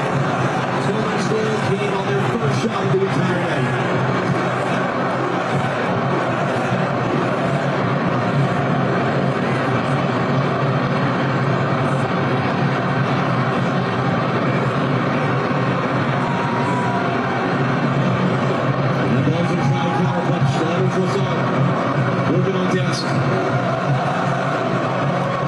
To the ball line, gets across, and the Kettelar drives it up, and Belgium retake the lead. Moments later, Charles Kettelar climbs the ladder, his second goal, and the U.S. right back where they were. If that ball was going to go out for a goal kick or corner, I was going to say, it's one of the cliches in this game, that you're most vulnerable after you score a goal. And this is why. Because the other team all of a sudden now has instant motivation to punch back.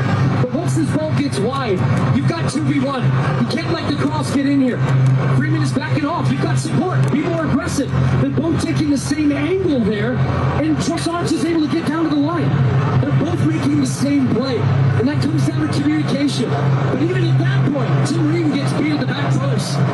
To Kettelar, great strength from him, but he just gets his hands on top of Ream, gets the early jump, and you might think that's a foul, but it's not. I mean, he gets that early lead where they're both jumping for the ball. Pochettino cannot believe it. But his team have conceded right off the back of a goal that brought everybody back into this game. My goodness, great goal from Kettelar.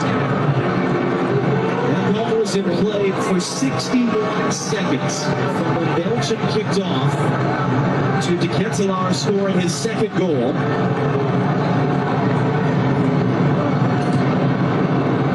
And now exactly that. This crowd, these players have to get their energy back. Freeman's going to chase that down because there's a kind of bounce. Freeman crossing in, knocked down there. There was a blue shirt nearby. He's not a market of shade. McKennie goes flying through. Belgium bench goes berserk. He's going to pick up a yellow card here. Nice to McKennie. Gotta be smart still. Now there's a lot of emotion, a lot of intensity. And he's just a touch late. That is a yellow card tackle from McKennie. Cleans him out.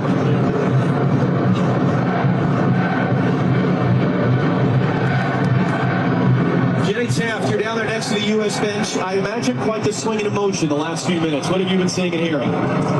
It's so true, Josh. From elation to absolute shock. I've seen Mauricio Pochettino kick over that water bottle bucket. I know you saw that as well. He's been shaking his head. Now, the nerves are very apparent from this U.S. team. I know you guys are catching on to the energy from the bench. I did learn during that hydration break, one of his messages was to make sure they were playing closer together without hesitation. Let's see if they can get back to back. So a bit about Pulisic there. Luka Bacchio on the floor. McKennie going to get back to that touch. So the goal scorer cycles it around.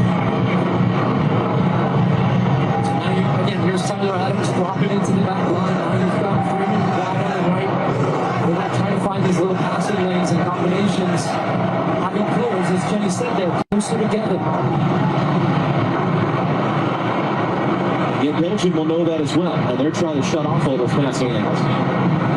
What Belgium's doing is they're not backing off and they have their pressing triggers and releases. And when one guy goes, here comes the Kendall. Look how everybody steps up. They try to go together. Good shot by chest, although it was a bit much for McKinney to deal with, and Belgium went it back in the middle of the field. I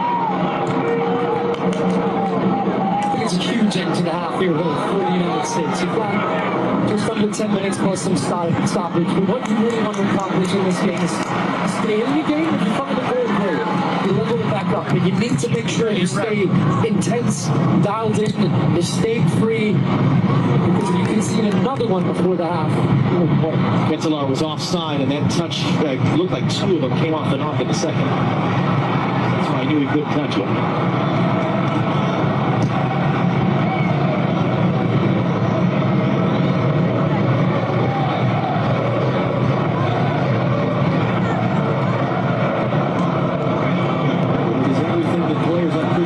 Have been building to their entire life. It is everything that Mauricio Pochettino and his staff have been building through the last 2 years. Tillman, and that ran away from there, kind of make his move. Robinson stepped in to poke it away.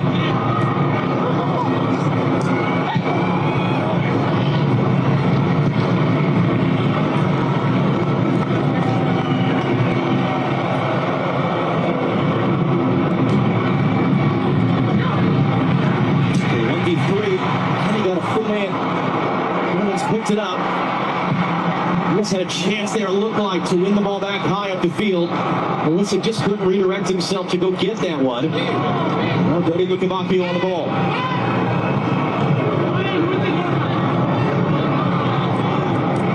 Lascano got the assist in the opener, rolls it forward. Overloading that right side of the field. They've only got Trossard on this left side right now. They are putting a lot of pressure down the U.S.'s left, which they want Pulisic back defending, forcing them to defend. Lavonte Simpson cross in, up in the air from Tyler Adams, and that'll be a corner kick for Belgium. The other part is they're just not afraid to put pressure on Chris Richards and Tim Reed. They also have this guy who can still come off the pitch to change the game. You've got Doku. That's why we said this is a 90-minute game. The U.S. knew they were going to be in a tough game. Well, you're in it now. Running one of the best playmakers globally of his generation. Romelu Lukaku, one of the best goal scorers of his generation. Jeremy Doku, one of the best wingers of this present generation. All on Belgium's bench.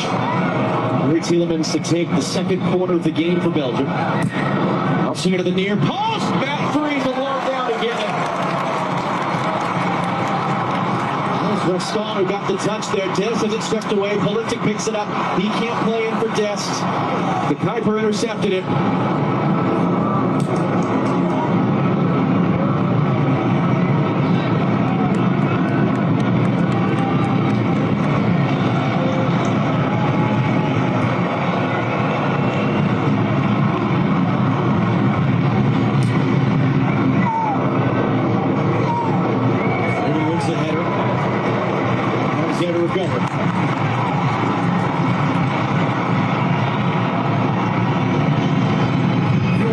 Still need to maintain a threat to stretch the field, meaning you've got to run in behind still, because Belgium have been able to squeeze the game tight. Look at the compact lines between the defense and the crew is playing forward to Ketelaar.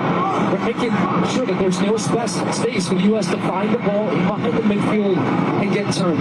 That means sometimes you got to take a chance, make the run, find Balogun over the top, find McKinney, that type of ball right there. Give it a chance to Freeman and just play as well. It's going to allow Balogun to get on the end of it. Tackled away by Blood, and attacking throwing down for the United States. Great run. Takes the run to then also somebody to play with the ball, but now there's the U.S. in the attacking part of the field. Belgium very cleverly making sure a second ball was on the field, so the U.S. couldn't go quick with that while they were still getting their bodies back. Here's Christian Pulisic. Pulisic gets down to defending. Pulisic just retreats it to Anthony Robinson. Same page, he and Adams, and it breaks down.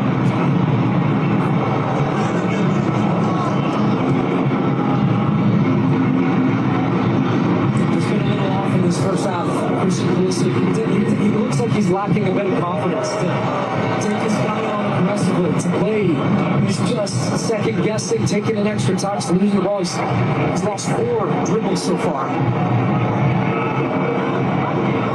And that's okay, you're going to lose some of them, but you still have the confidence to go again and again and again.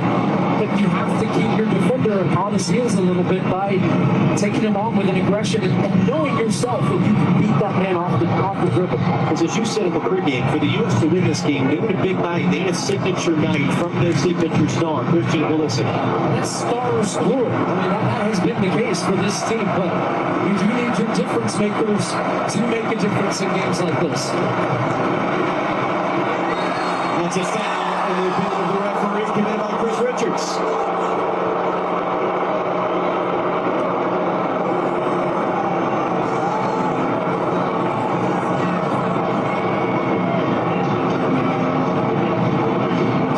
Chance at the near post. First saw it on the first touch, actually. Just trying to be really inventive there, flicking around the corner for the referee. He was aware.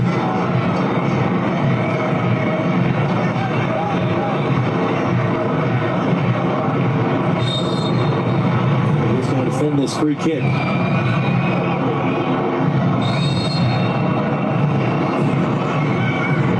Timmins walks away. Kuiper hooks it in. Free header wide.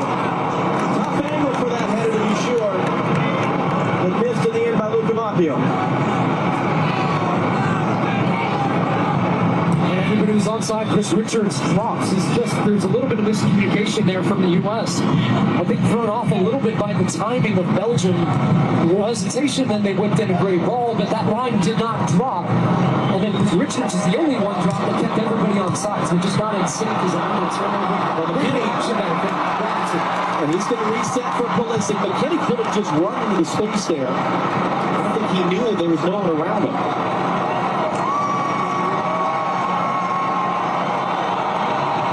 Pulisic, McKennie. He's able to recover it. Anthony Robinson now. Let's cuts him off.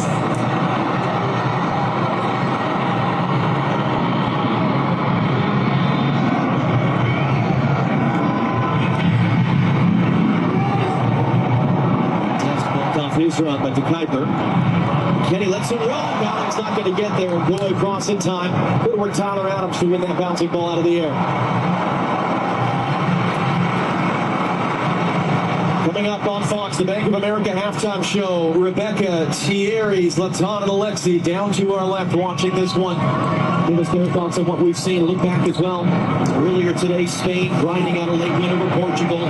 They await the winner of this game Friday afternoon in LA. Runs it inside, behind Belgium, although it's a Goy's touch, which drives it to the corner, and that'll be a U.S. throw.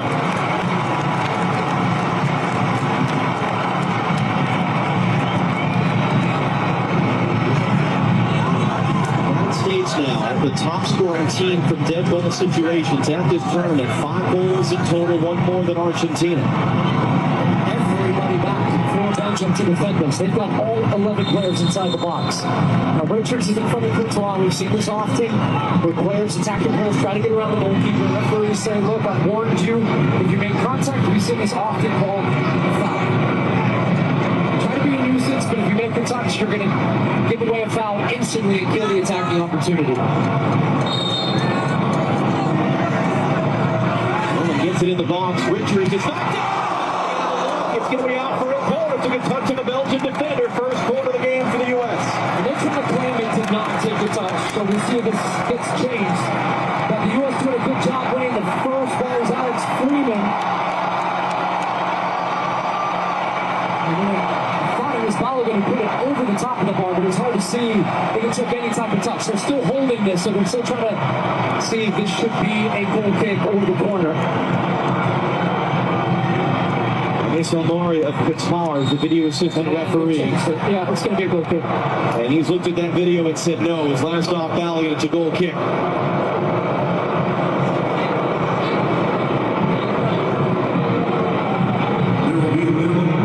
There will be 6 added minutes at the end of this first half. Hydration break and a couple of injury concerns as well. good look at the spot. It was almost interesting, the spin on the ball, whether it did take a defensive touch, but they reviewed that one completely. Richard, strong header there. Was able to play it wide. It's a good tackle on the outside by Castani to keep it away from Pulisic. And now a long switch out to the near side toward Trossard. Friedman wins the header. They've looked for that a lot. You have to actually see Trossard in previous games. He comes inside to find pockets. What Rudy Garcia and Belgium are doing is they're keeping him wide on the left and using that switch of play to try to isolate him and get him in good situations to make the game, as he did on Belgium's second goal.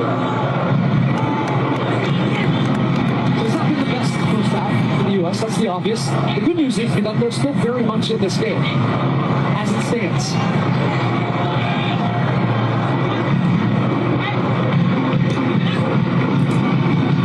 Richard's got a touch to that one. Des slow to react. Cross blocked by Freeman. That's out of play. Assistant referee's put his flag up.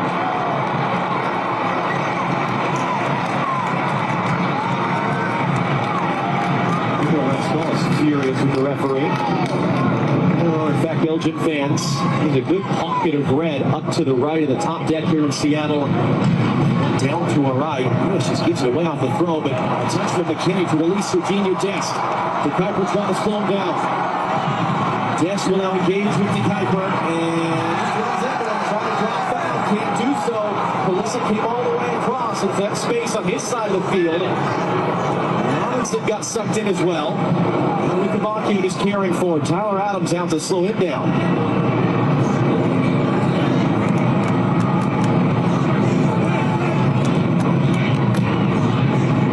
He's got to go out and defend Castagna now. Able to get that cross in completely unmarked. It comes all the way through. It's Trossard who picks it up. Freeman there to defend him. Tackles it out. And the U.S. set decision on the field to penalty. So this one, like the last one, can't be changed on video review. As it stands, a corner for Belgium. To me, like that came off. It's already been play. They took it quick. There's no review for it coming. It's going to be rolled in. It's going to be fired across the face of goal there by Lukavaki. Those are those moments of concentration, which is a big thing that Mauricio Pochettino talked about. But even the players, guys like Tyler Adams beginning of the tournament, he said that's what we learned in the round of 16 against the Netherlands in the last World Cup. You can't make mistakes. You can't switch off. You got to be focused the whole time. Tillman throws his body in, and that will be a U.S. free kick. Because the U.S. was right in that game with the Netherlands in the first half, and they fell asleep right at the end of the half and let it go. It's going to take a monster second half performance from this group against a top 10 European team, top 10 global team. Tillman. Nearly dealt with by Courtois.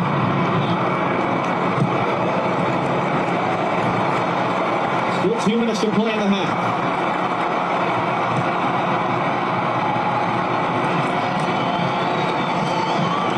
Robinson. Nowhere to go forward.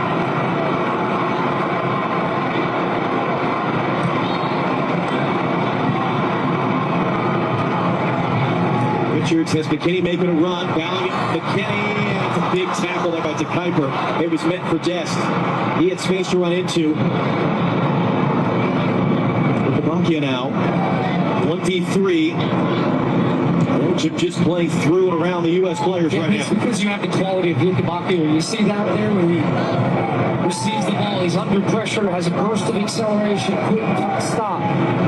Spins back, dumps it off to a teammate, moving. He's been excellent for them in the first half. So is Trossard. There's that long switch of play again, just a little bit too much.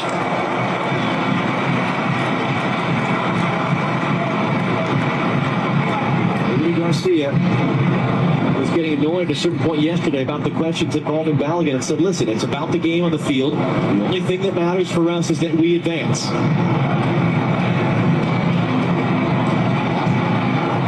came out with an intensity in the opening minutes of this game. Took the lead inside 10 minutes. Reed took the lead a little over a minute after the game kicked off for Tillman's goal. Richards got to get there. It's an errant pass. Kittelar trying to leak in behind. Tillman.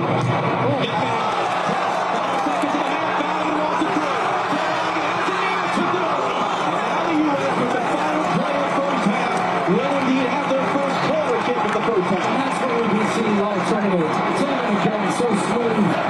Gets that little nutmeg. And Mulligan at the end of this, I think he's trying to square it to Gillespie. Gillespie's made a good run at the near post. Even had Anthony Robinson at the back post. But a chance here, right at the end of the first half, to change the entire mood inside the stadium, but more importantly, inside that team. If you can find a goal in this situation, Belgium have looked susceptible to back post throughout this tournament. Wilson sends it in. An easy catch for Thibaut Courtois. And that is how the first half comes to a close. Work to do for the United States, but they've got a tremendous crowd behind them to help them. Rebecca Lowe and company on the other side of the break. 45 minutes down, 45 to go in Seattle. Belgium 2, the United States 1.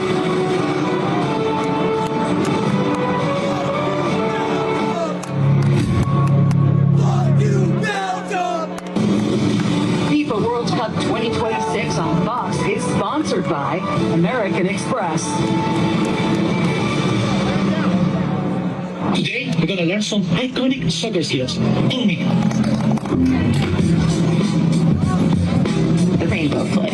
The Rabona. Bicycle kick.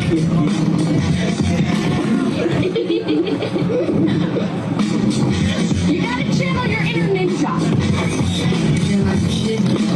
I love this colorway.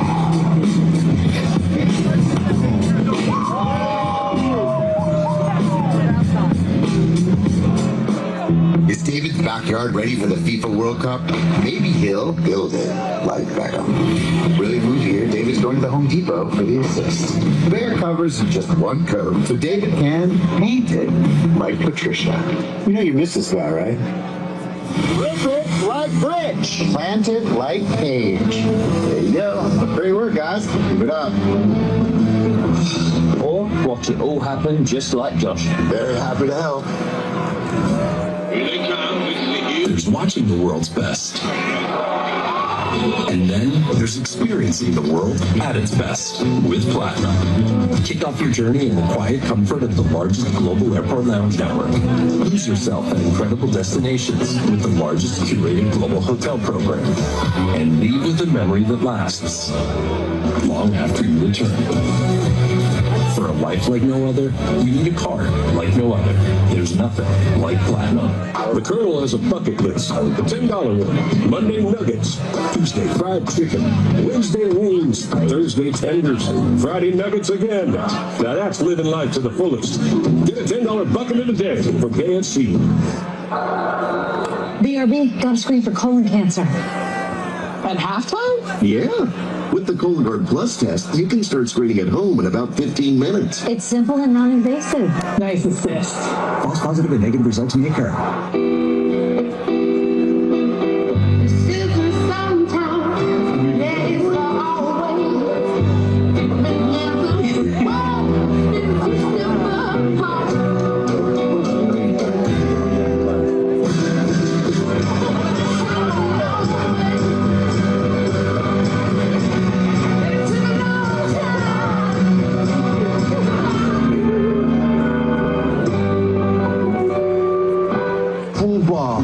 I understand now. No one can match our energy. Welcome to the show that nobody wants to win. What did the itsy bitsy spider climb up? What? Look at this. You got the MLB All-Star Game in Philadelphia. This is how America celebrates its birthday. A Night of American Celebration, July 14th on Fox. The FIFA World Cup 2026 halftime show on Fox is presented by Bank of America. Cavallari causing problems for the US in that first half. His first World Cup goals doing the damage right now for his team. And back home, it's the middle of the night in Hertha, Belgium. And these are the moments that they're enjoying, though, no matter the fact that it's 2:33 a.m. when that goal went in. As we welcome you back to Seattle Stadium, I'm Rebecca Lowe alongside Thierry Henry, Zlatan Ibrahimovic and Alexi Lalas. Let's show you then the first half of this game in Seattle. Beforehand, a beautiful scene, the flyover over the stadium, but just 9 minutes in, it went a little wrong, Alexi. Yep, this U.S. team just got punched in the nose for the first time this tournament. I guess the good news is it could have been worse, but right off the bat, U.S. is used to scoring early. Well, Belgium said, not so fast. The Cavallari getting in. Anybody want to clear it? Anybody? Anybody? No? Okay, well, there you go. A gift to Belgium in the first minutes. And yeah, Mauricio Pochettino is not a happy man, nor should he be. We have seen this before. When it comes to free kick to US, Malik Tillman steps up, gets a good free kick, a little deflection, but it's still a free kick goal. So his second goal of the tournament, and he gets the equalizer there so far. Nice celebration. And then Rebecca said, I want to see how they're going to defend their 1v1. They couldn't stop Leandro Trossard. Don't sleep on the Cavallari. Do not sleep on Trossard. Do not sleep on Dodi Lukebakio. The big guns are on the bench, but those guys are on the field. 2-1 Belgium. And that is a key point. The big guns are on the bench. Plenty of reinforcements to come on for Belgium. But from a US perspective, Thierry, how do they get back into this? They need to rectify something in midfield. It's too easy for Belgium. Too easy. They're controlling that midfield. They're switching the ball all the time in 1v1 with Leandro Trossard and sometimes Lukebakio. Lack of rhythm. We saw a couple of times Malik Tillman doing some stuff, a couple of runs of Balogun. But you know what? You still have 45 minutes to reverse it and plus. But it's going to be a tough one because the big gun might come on when you're going to open up to play. Zlatan, your thoughts? This is the first 45 minutes I see US where they don't feel comfortable. I mean, the attack is not working, and when the attack is not working, the defending has to work. But the defending is not also working. So something has to happen for the second half, and they need to get Pulisic more on the side. Not even one time Robinson comes on doing his over.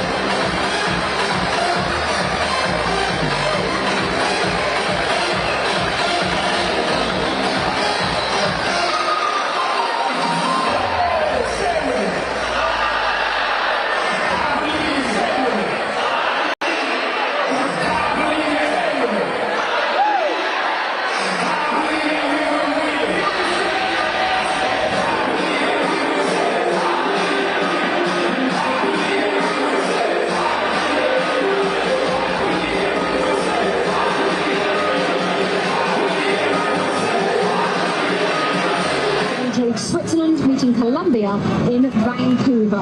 For our moment to the heart, sponsored by Bank of America, Charles Catalari has beaten this US defense twice in that first half. Now the US have to do a Belgium on Belgium and come from behind to win this game. Second half on the way.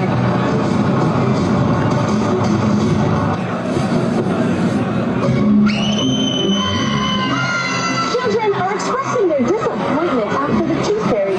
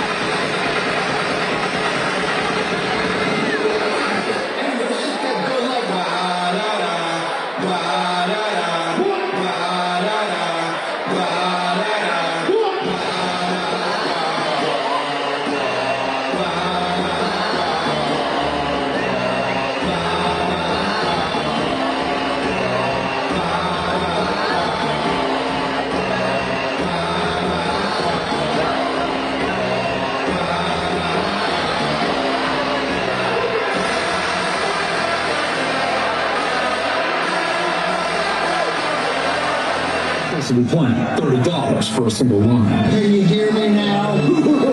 What are people Switzerland called? Swedes. Incorrect. Welcome to the show. No one wants to win. That's not wrong. It's not right. I wish this was not like an intelligence show. Nation's Dumbest premieres Wednesday, July 15th on Fox.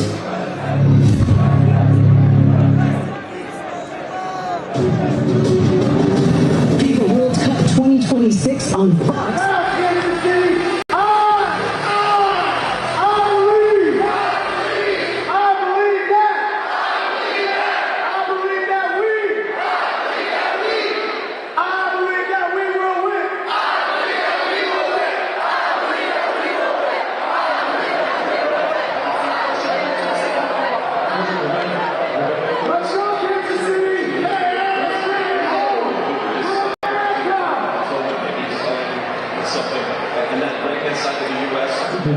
Preventable goals.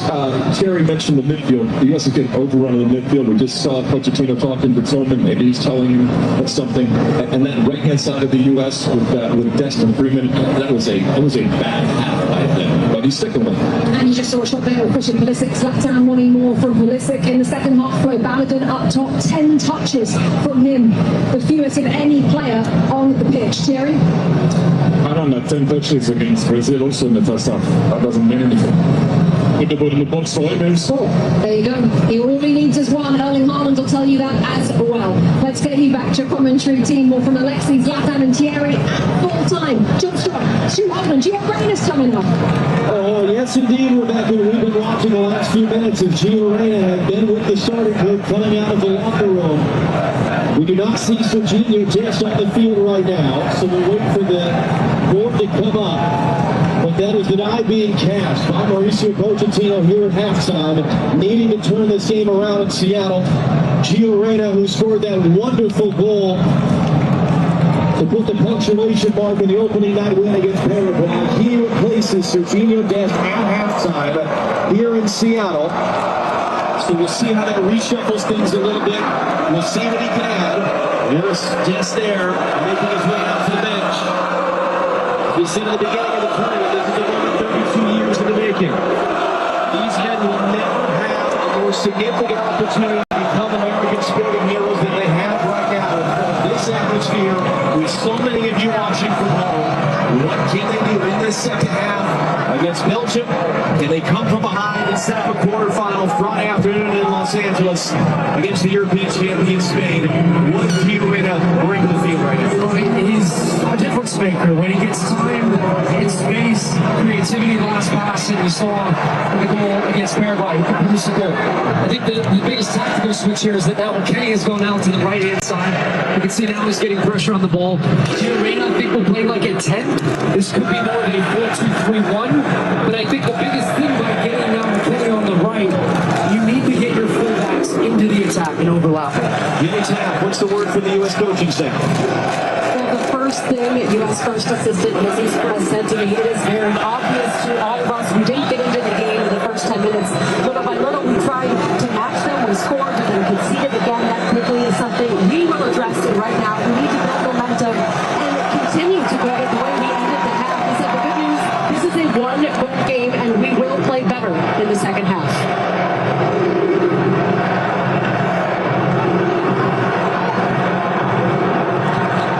Looks like lost control of it, but good pressure to win it back as a throw-in.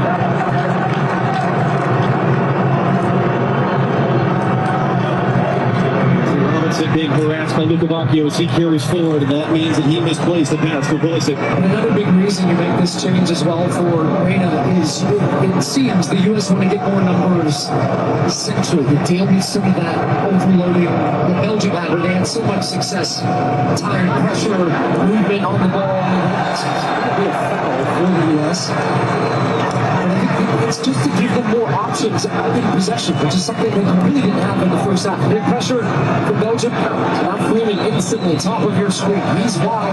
You get the run from McKennie. Comes inside, goes to McKennie. Can't get it cleanly. Pulisic is there. Couldn't get it cleanly. It's still loose. And first to recover it is Van Aken for Belgium. It's a good look, though, with that roll in.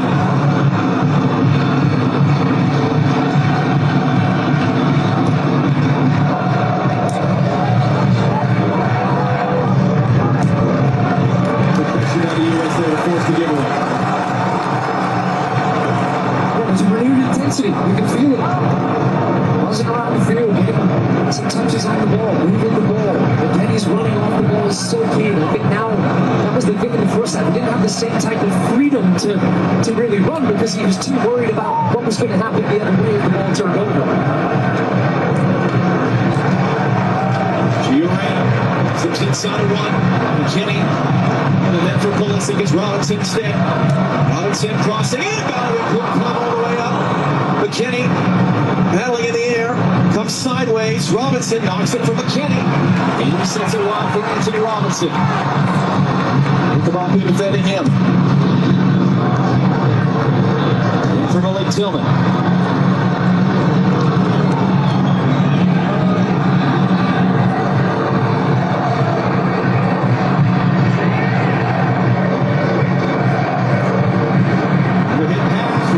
Just had to play safe and lumps along. It's a good spell for the U.S. though. Noticeable difference. The big thing being really for the first time where I have looked and I've seen Anthony Robinson and Freeland released and high up the field. Now they didn't create anything in that second one, but those are the situations we've been used to seeing the U.S. throughout the tournament. This is a part of the game right here though that I think they could be much better at in the first half, which is winning the first and then the second ball. Because now you stop Belgium being able to pick up the ball in your half and let them play. That wasn't a foul. Tillman just fell down. Freeze He's a look to come down in front of Trossard.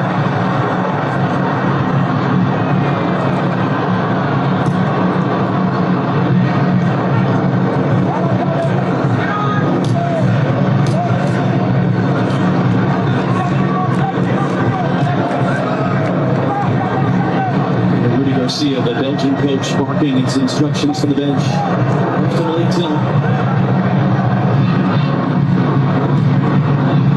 So he cuts it down for Weston McKennie. Here's defending. Giorena.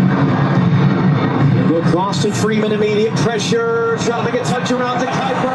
Able to keep it. It was knocked away in the middle there. Trossard slid across. Reyna locks it in. He's going to go long. And Richard Smarley just lets it go in behind.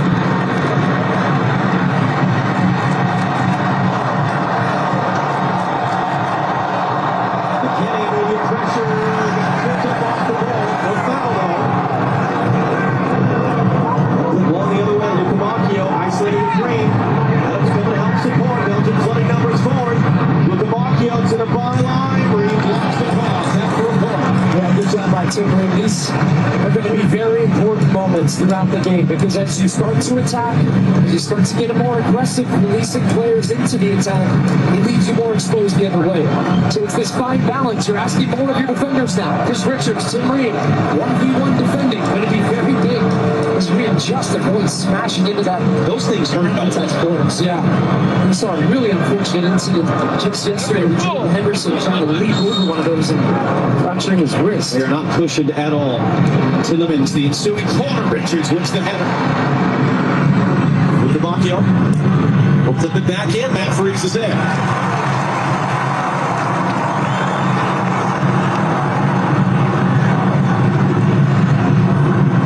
He's 3 saves in the first half, as many as he had the entire game Wednesday in Santa Clara against Bosnia and Herzegovina. Able to move it along quickly in front to Cantalara.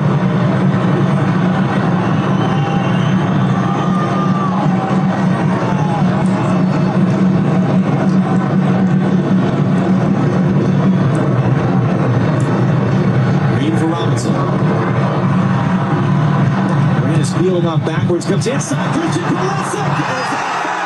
The referee says it was a clean tackle there. Pulisic still down by Tillemans. Pulisic is still down. No work by the U.S. to knock the ball back.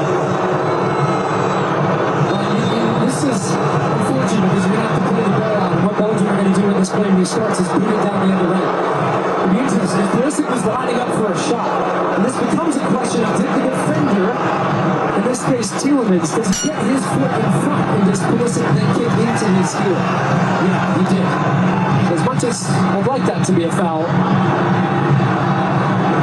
Pulisic actually swings his leg into the back of Tillemans, and it was hard to see if there was any touch of the leg of Pulisic before he got to that point as he's swinging it. But at least on that replay there, it looked like that was a good defensive play.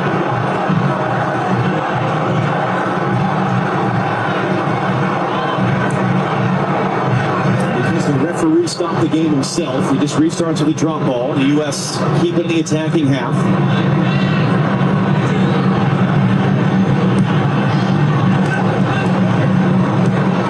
Richards and Adams and Reed got to be so sure and secure in these types of moments. That triangle is going to be key, both with possession and then against the ball. Malligan, and he's wrestling the ground. Robinson picks up the loose ball.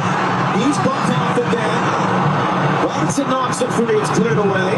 What do you notice here in this half? Who's the team that feels under pressure more? Now, I know the U.S. have to chase, but Belgium can't get out of their own half. What a ball! Adams, Freeman, couldn't take it down quickly. Oh, wow, just screaming out for a first-time ball across the goal. Put it in the danger zone. Tyler Adams looks, says it all. Look at that. The timing of the run is good. It's a terrific ball, but you have Balogun and Weston McKennie laying out to get in front of their defenders. That was the conversation there with Balogun and Freeman, because it's hard to take a ball out of the air like that in your stride, pushing it down, and then still, you have to consider that ankle might have gone there. Great look. Tomorrow on Fox, the final day of the round of 16, Lionel Messi in Argentina taking on Mo Salah and Egypt in Atlanta. Switzerland against Colombia up the road from us in Vancouver. Coverage starts 11 a.m. Eastern, 8 a.m. Pacific, live on Fox. And then a couple of days off in the tournament. Pulisic's still struggling, by the way. Bottom left of your screen. He's still limping his way through the play. The finals begin Thursday in Foxborough, Massachusetts, between France and Morocco in a rematch of the semifinal from the last World Cup. The U.S. is hoping to be playing the next day in L.A. against Spain. Willie Tillman.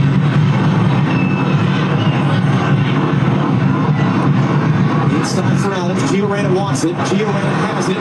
Scoops it up. And Balogun tracking out and trying to keep it in play.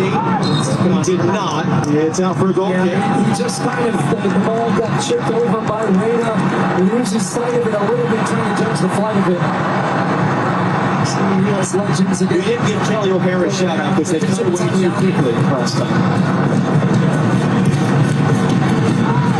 He's got a different feel to it as well. Right here. I think even as I said in the first half, there's a little bit of a nervousness to the environment, but not now. Even as the U.S. are moving forward, I'm looking down below. Nobody's sitting down. This crowd is engaged.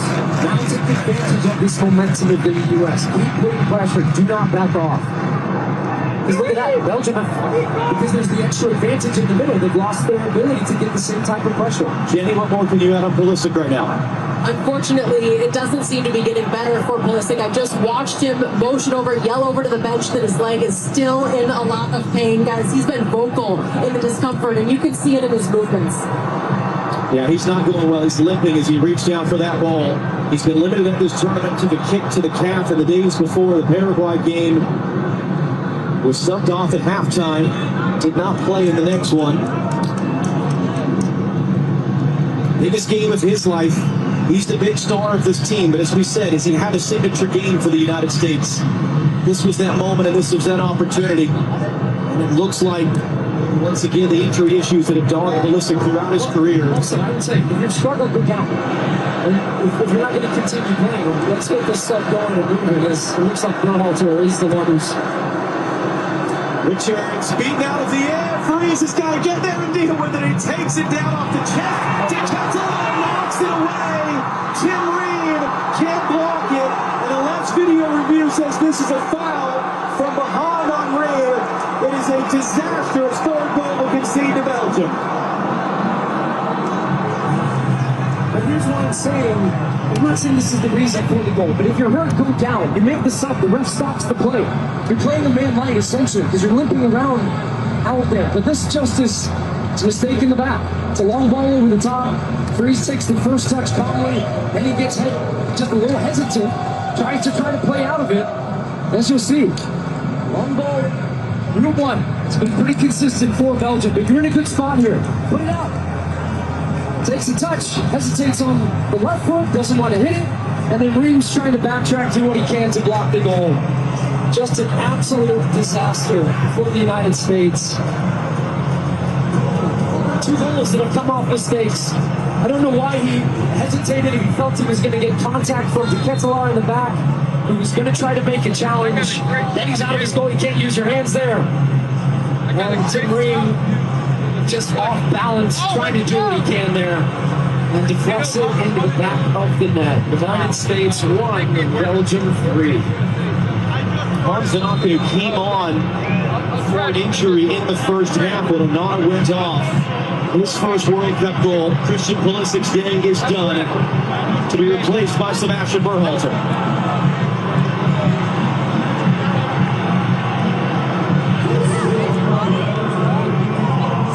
If there's any guy you can think of to come off the bench and provide a spark, provide energy, give everything of himself for the cause, it's Sebastian Berhalter, son of the former coach Greg Berhalter. You've got he and Gio Reyna on the field. Their dads were part of that 2002 World Cup team for the U.S. The only one that's ever advanced to a quarterfinal in the modern format of the FIFA World Cup. What can they provide now? In this moment, U.S. was able to work their way back. Yeah, that's the backbreaker for this team, though, is that they were working their way back again. They were clearly the team in the ascendancy. Belgium had no ideas until you gave them a layup. So, can they go again? This is where you find out about what you've got.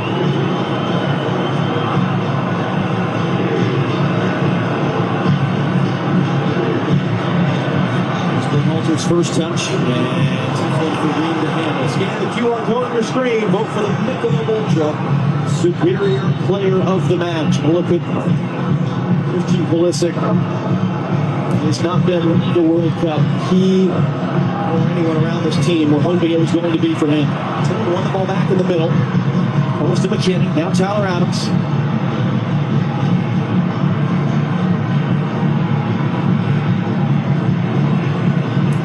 He's hoping that his teammates can lift their way back into this and give him an opportunity to get back on the field in another game.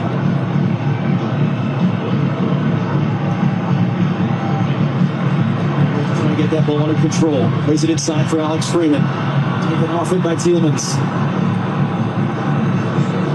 Off the chase and long ball to Ketelaere, and Chase Ream has the angle. Free's not messing around. Small won the initial header. With a half an hour to go, it's a Belgian team that understands 2-goal leads are never safe. Senegal were up 2 goals with 5 minutes to play in this building on Wednesday afternoon. Belgium scored twice inside of 3 minutes to force extra time. Won it with the final kick of extra time. The U.S. have that same belief. Why not us? That's been the cry from this team this whole tournament.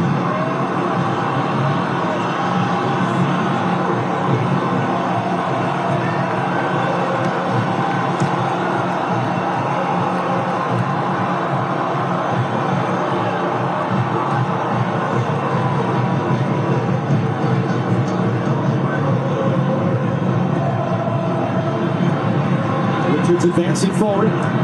Tries it in, let it run for Belgium. Wasn't quite ready for it. Anthony Robinson wants a switch. His hands up forward to the near side. There's instead the Berhalter. Alex Freeman. Keep playing inside for Reina. Berhalter there to recover. There's Anthony Robinson. He's got Tillman for support. Robinson going to drive to the byline. Little pump fake. Backwards for Adams. Adams, that's too far for the Berhalter. Now Belgium are on the run. The Ketelaere has Trossard running with them. U.S. is on their heels. Freeman went flying in. Lay out to Trossard now. Trossard blocked by Richards, out for a point. That's a really good sequence for Belgium there, because now they've got the 2-goal vision. Really solid defensive show. Not really threatened by the U.S. attack there. Pulisic is letting his hands. And Belgium win the ball back. And then they're going to count. That's what they're going to do. They've got options off the bench that they're going to bring in to keep that energy high. They're quite content without the ball in moments, though, that they can really hurt the U.S. the other way that has led to this corner. Number 5 the game for Belgium. They went out in the group stage of the last World Cup. This is important for them. Trying to get back into the deeper stages. Tillman heads it away at the near post. Trying to reset wide. Tillman was there first. Berhalter plays it long. McKinney and Chase. He's going to battle there with Mekala. Big tackle to knock it away. It's a chance for a U.S. quick throw. And it comes for Gio Reyna. And Goy defending. And Reyna just controls it. It's going to run it behind for a goal kick. One of a couple of Belgian players that hadn't really practiced since the game Wednesday. They're so physically run down. He's limping a bit at the end of the play.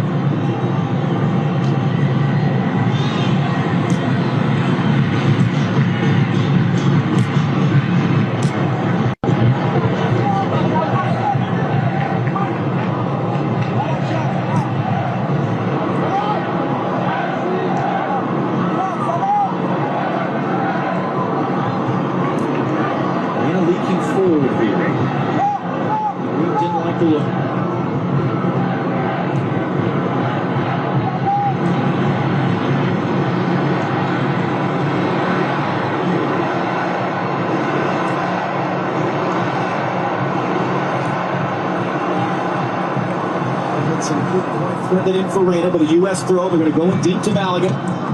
Roy defending. Maligan for Reina. The target in the box there. Just Maligan all the way out wide. So they recycle to the other side. And they're just trying to, Belgium are just trying to bait you into playing that one pass that you think you could force in, because you do have to start taking risks. You're down 2 goals, you're chasing the game. And so it's just the balance of the moments for the U.S. of when they need to try to see those gaps, exploit them, play quickly, little combinations. They're being patient right now, but Belgium are also quite content with this. U.S. just circling the ball around. When you try to play that ball, they're going to jump the passing line and lift it break the other way with speed. It's the first touch of the half for Maligan a moment ago. It's a nice combination to find Freeman, and the U.S. gets a corner out of it. Because, oh, by the way, to steal from Thierry Henry, the big guns are coming for Belgium. They've got Lukaku and Doku preparing to enter. Speaking of speed and speaking of power and speaking of finishing ability, I said this in the first half, the back post has been an area where first and second balls, the U.S. can find success. Belgium have looked very open to conceding opportunities from there. And this is where Berhalter's terrific. Set piece delivery. Whips it in. Freeman found it. And it just loops up and out.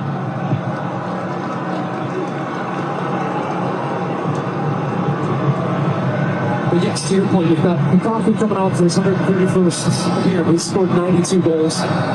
This one, Vanaken ends up right at his feet. Good pressure from De Ketelaere.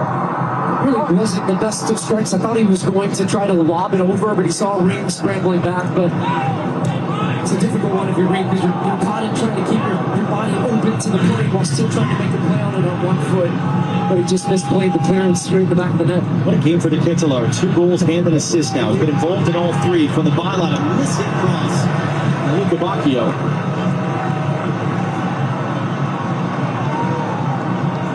If indeed De Ketelaere comes off for Lukaku, it has been a signature performance for him in a Belgium shirt.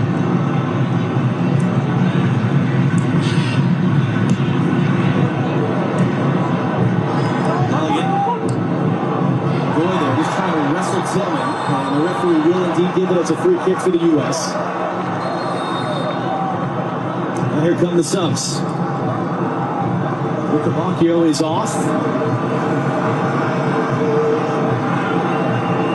Thought he was trouble. Here comes Jeremy Doku. It's been an odd World Cup for him. He missed 1 game going back for the birth of his child in London. He was dealing with a respiratory illness. A retro player he is, and what a night for Charles De Ketelaere, replaced by Lukaku. Yeah, you saw his look. He wants to stay and go for the hat trick. Just beats Ream to that ball. He wanted it more. So he's attacking it, gets the momentum heading towards it, hands on the back of him. Really strong header. And a really strong afternoon for Luka Bacchio as well. Kenny trying to accelerate to get to that ball. Bacchio cut him off. U.S. throw. We're moments away from the second half hydration break. Lukaku, all-time top scorer for Belgium in his 4th World Cup.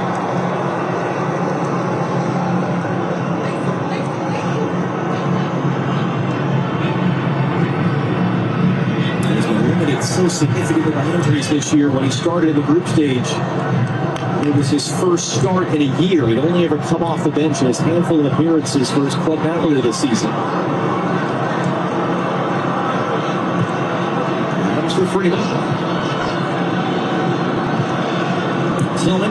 Freeman was coming around the back. Lukaku was alert to intercept it. And now this is where it's going to get very dangerous. Lukaku gets under control. Tillemans, and Tillman just wipes him out.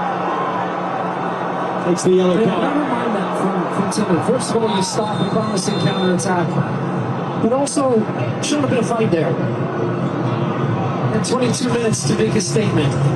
Try to create something. You got to get the first one, and then you build from there. 22 minutes for the United States at this World Cup. Can they pull off the spectacular?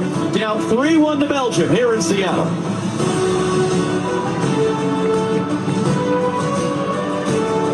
This is quite a game. It'll be a free kick.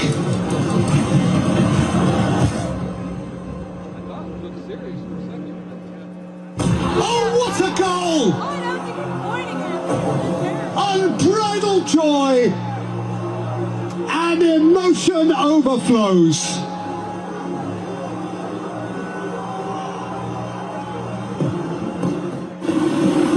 Well, there's a lot of infection in there, Timmy. You're doing really well.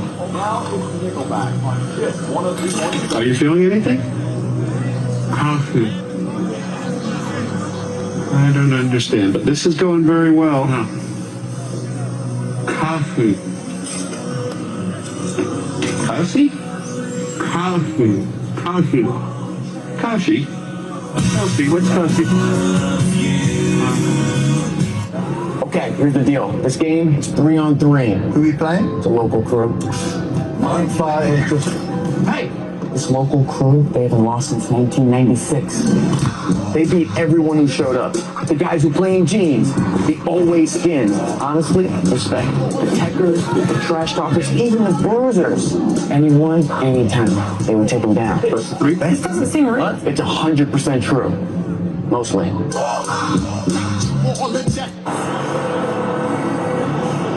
What you were not seeing during the hydration break is what we were seeing here in the building, which was Eddie Vedder chugging a beer and getting the fans fired up, trying to get some energy going. Ricardo Pepi looks like he's about to come on. It's not rain, it's the sprinklers going here. Eddie Vedder again on the video board, trying to get this crowd going, trying to get this team going. The crowd's done their part. This has been a wonderful atmosphere.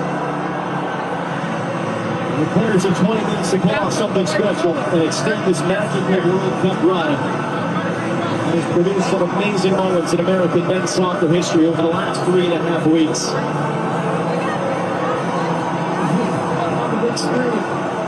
If you're in that US,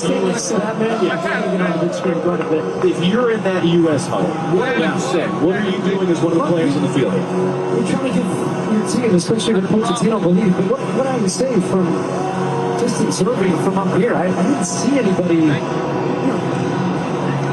gesticulating and trying to rile the guys up. It just feels flat, quite honestly. And that's because I think of the way they've conceded the goals. And even when you have good stretches and then you feel like you're getting the ball away when the other team scores.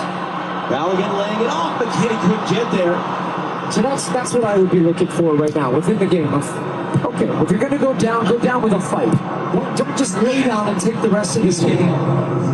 Stand up and be counted for the last 22 minutes and put a performance together and a moment together that makes you and makes everybody believe you can actually do this. Because I'm not sure what I'm seeing right now that this team believes that they can get back into this game. Tyler Adams will make way to get Ricardo Pepi onto the field. And Pepi, who's probably going to be starting this game. That's one of the things Mauricio Pochettino said to us yesterday. Trying to keep it professional, even keel when they found out Phil Balogun would be able to play, because he said if he's going to be in the team, it means someone's out of the team. So now Pepi, the El Paso native, is on. An opportunity to be a spark, to lead a comeback. Good work here, Reyna on the far side. Lock that ball away. Balogun trying to turn. Pepi falls forward. So too much of a two-goal, but a nice little movement there. Nice little moment from the U.S.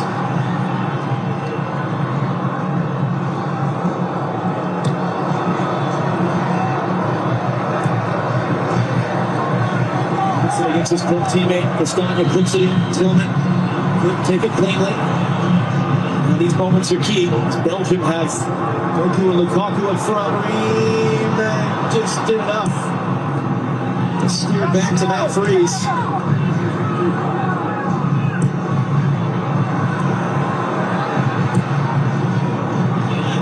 Freeze for Alex Freeman. He's got a tough 20 minutes coming. What a tournament he's had, though. What a future he has at the age of 21. Walter clips it along for Anthony Robinson. Not able to keep it in play.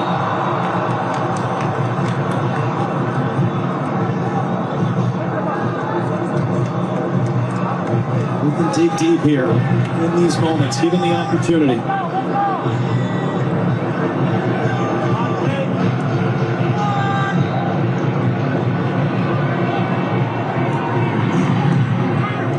Good work to find Weston McKennie. He'll go long. Now going to chase and Goy. Just plays it safe and out.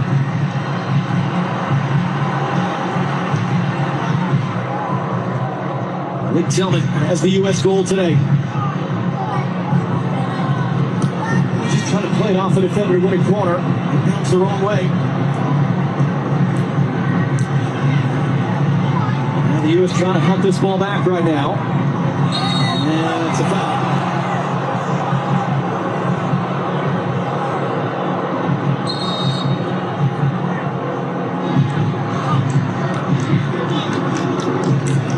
Belgium will take all the time they can in these moments. Experienced teams like this know how to play these types of games. When they've got a lead, they try to frustrate you, they try to wear you down just with and without the ball, take their time on different situations like this, move up. They're going to try to grind you down and now deliver the knockout blow. Lukaku wants to have it. Goku wins the ball. Freeman wins the battle. Goal kick is the decision of the referee. Should just put this ball back in play before anyone changes their mind. Yeah, Goku is right. Should be a corner. But they've got the ball back. Hunter is trying to jam that in there for the men up front. Pass there, U.S. throw. Quarter hour to go in Seattle. United States with one shot on goal today. That was the Tillman free kick goal. Back-to-back games for him. In front of this packed house of just less than 67,000 fans. The United States at 15 minutes plus stoppage time to do to Belgium what the Belgians did in this building a matter of days ago against Senegal. Come back from 2 goals down, forced extra time. Marine kind of jammed that into Anthony Robinson. Brassard was able to control it.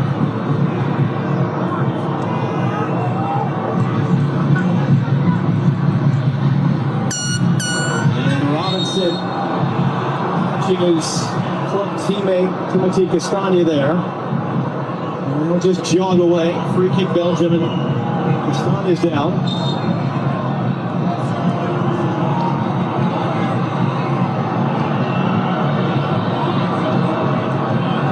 Just seeing some frustration on here from the U.S. players.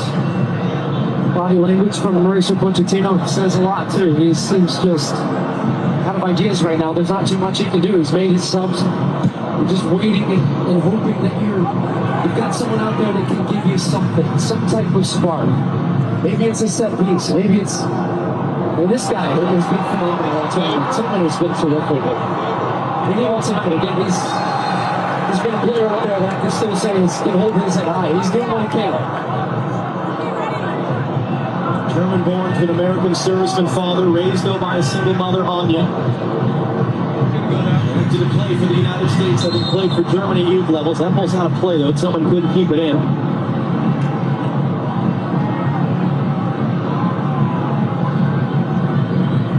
Now look at the scene here in Seattle. And if we just think about how we got here, U.S. down 3-1. Concede a goal. Within 8 minutes, you make a mistake that leads to the goal. Then you score. You're back in the game. Tillman gives you a moment. And you can see right after that again. It's just 2 players on 1. Defensive mishap, miscommunication. Boom, we're punished. 2-1. Okay, second half, here you come again. And then you make a mistake in the back, it's 3-1. And I think that would be the thing that has this team just feeling the way they do now. I'm sure there's a feeling of familiarity for people watching that have felt this before in this round. Whether that feeling goes in the next 13 minutes, we'll find out. We've seen some special moments from this team throughout this tournament. And it just takes one to get you right back in this game. The crowd trying to recognize that right now and give the USA a chance. We've got difference makers. Show it. Freeman trying around the outside of the Kuiper, able to get back to that ball. There's a combination with McKinney. Back in McKinney, flips it up in the air. Cleared away as far as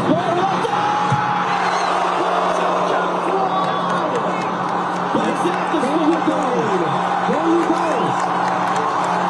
This is why I'm saying you need one chance.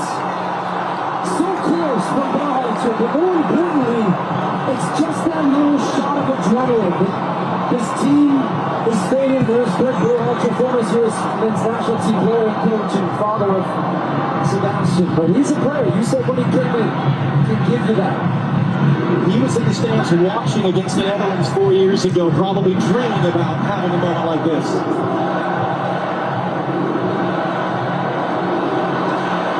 McKinney first to the loose ball. Knocked away from behind. No, it's a Belgian throw. McKinney's going to get up.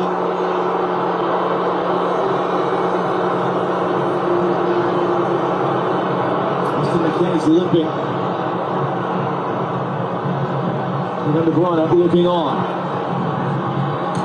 From Belgian perspective, they're loving the fact that they could maybe rest him and load back up for Spain on Friday. It's like having a star relief pitcher just sitting in the wings and, well, maybe you don't have to use it tonight. Keep him fresh. Anthony Robinson battling with Landon Tristan to win that duel. Up the head from the corner, Pepe. Ballingham's front is forward. Randall's in a pocket of space in the middle, and Pepe can find him. Cuts it inside, got knocked off balance. Could have eventually intercept the pass. They gotta keep going. They gotta keep going. 10 minutes plus stoppage time to go. Jeremy Doku, work on Alex Freeman. Duel again.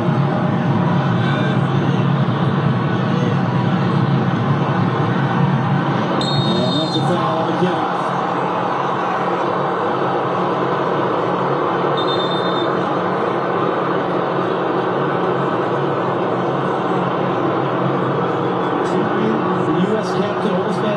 World Cup for the U.S. He was upset about the one that McKinney took a moment ago.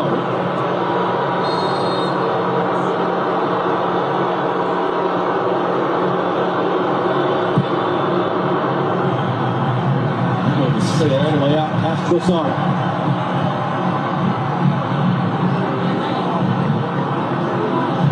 As you said, if the U.S. could find a way to get one, this building will explode and it will cause chaos.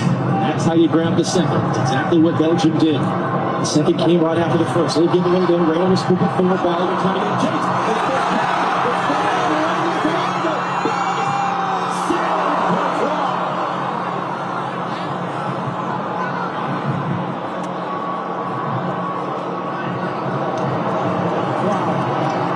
Courtois makes a good save because Balogun hasn't looked up. He was by himself. He actually hit that into the ground. And Courtois was starting to lean to his left, but still made the save at his near post. Was not going to get beat there. First save of the game, Thibaut Courtois.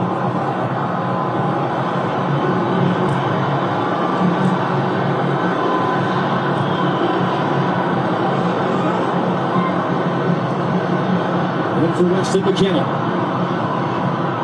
Through forward, Balogun throwing his body in there on the defender. Plays it wide. Freeman first time driven cross. U.S. ball.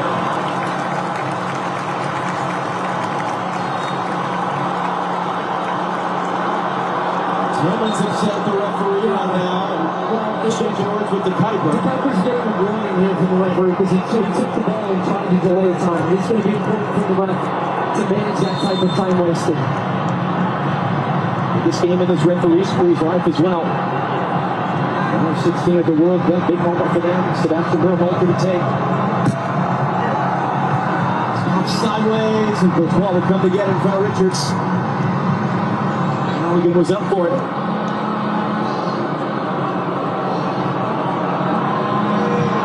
He just misplays that. This was Balogun getting in behind. He's by himself. You can see. Tough angle here. And he hits it down in the ground. That's what I was saying. It makes it really unpredictable and difficult. If you hit that, that's a heck of a way to try to beat Courtois that near post. That's a really, really good save.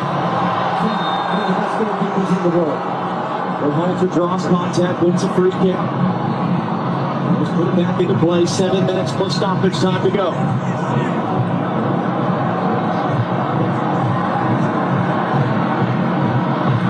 With a few players warming up, 2 remaining substitutions available.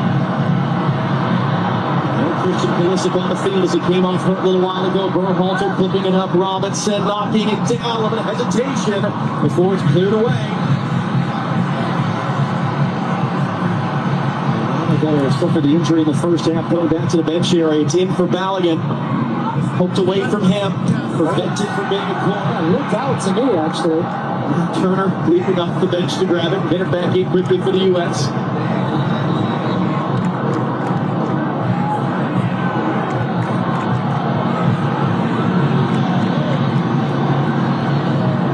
Witzel preparing to come on. Longtime veteran for Belgium, hasn't played a moment at this World Cup. We're trying to see this out.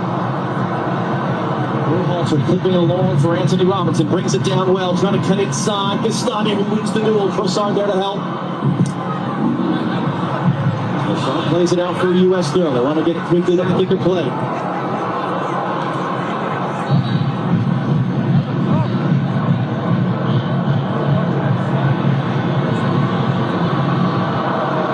Berhalter inches away in that one attempt a few minutes ago. Robinson clipping it in too far for Pepe. And Kuiper coolly, calmly brings it down instead of clearing it. Rolls it in for Jeremy Doku. And he's outside of 1v1 with Alex Freeman. Big test for Freeman here. Trying to recover. Can't poke it away. Doku now going to run at Chris Richards. Lukaku wants it. Lukaku has it. Lukaku poked away. Job not done. Doku going to reset along. Trossard cutting back. Trossard blocked by Richards. Way to throw his body and still they can't get it clear. Trossard will cycle it around.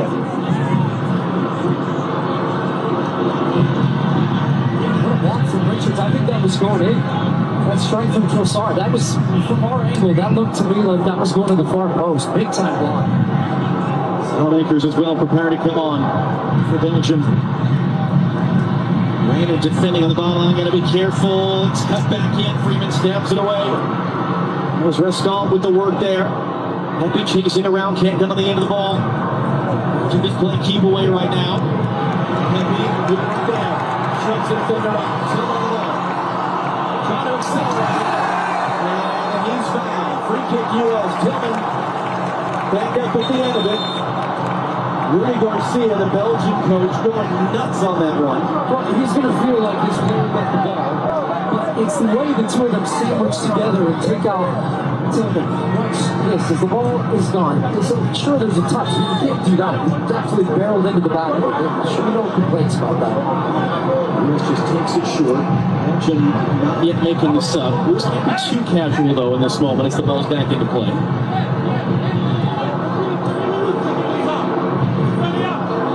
4 minutes plus stoppage time for the U.S. to score twice. Berhalter, Weston McKennie, Flo Valiant. He was trying to flip it from Tillman, but Ngoy saw it coming and slid across to block it. That's really good defending from Ngoy.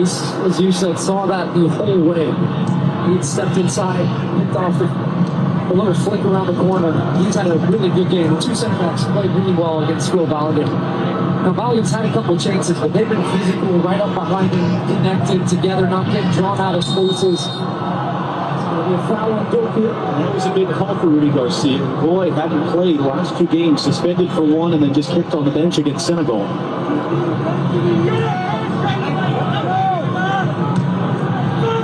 U.S. has got to keep this going, though.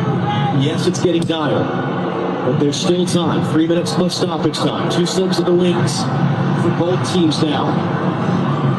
Archie Wright is preparing to enter. Max Marston preparing to make his World Cup debut. Freeman wants the ball in the air, but it comes to Chris Richards instead.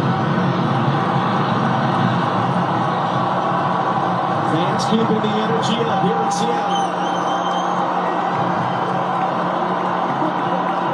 Green, McKennie, Tillman's got Pepe, and he just brought an extra touch there, and that allowed Tillman to come in and knock it away back to Courtois.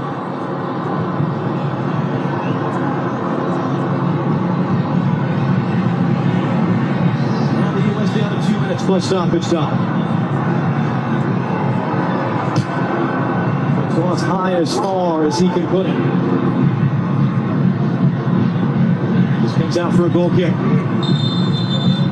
Now here come the subs. Two for each team. Trossard will come off for Salmakers. Teammate of Christian Pulisic's AC Milan.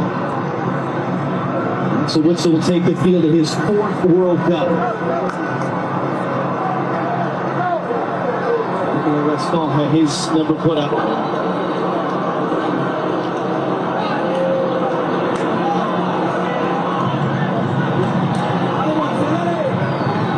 And we'll see about the U.S. subs.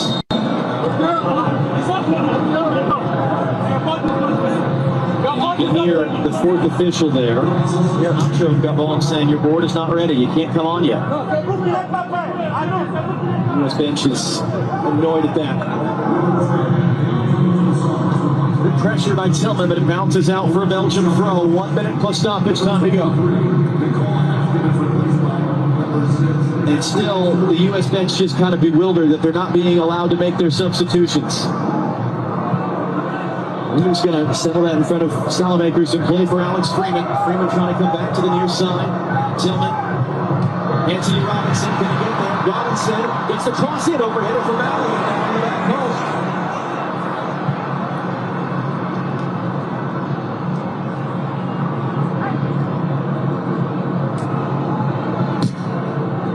Sniper goes long, only Chris Richards is there.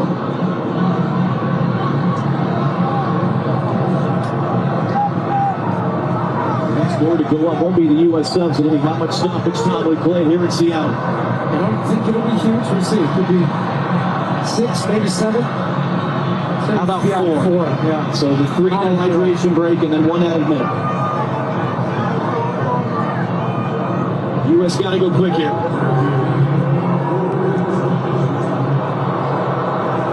The fans reacting to a lower number than they were hoping for. Get ready for it.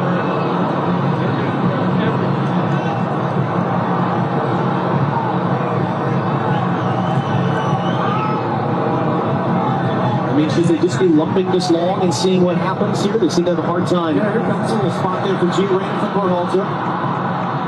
They're working on Doku, trying to find a space for Alex Freeman. The Kuiper defending him. Freeman. Ballaghan let it go. The man was behind him in a dark blue shirt. Just Salamakers. Doku on the run. Trying to draw contact, draw a free kick. He goes down in the heat. Referee says play on.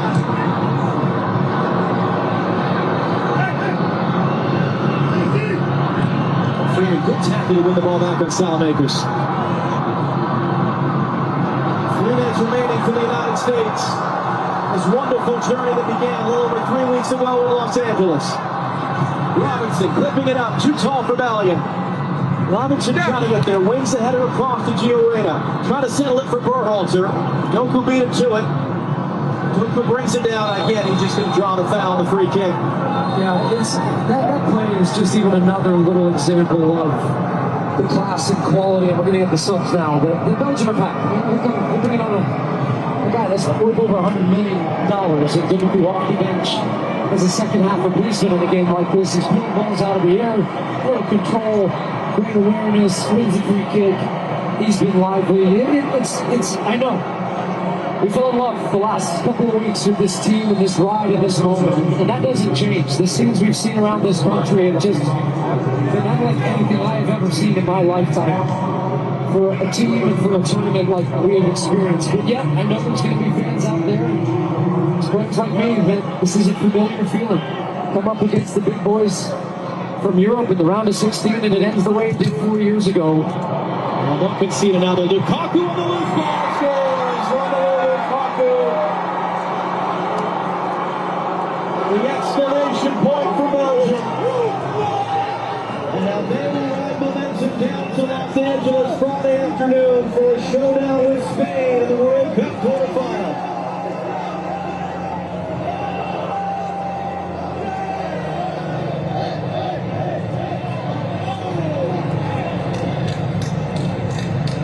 Belgium have just played a top-level game. They capitalized on the mistakes that the U.S. have made, but yet they've shown quality when they needed to.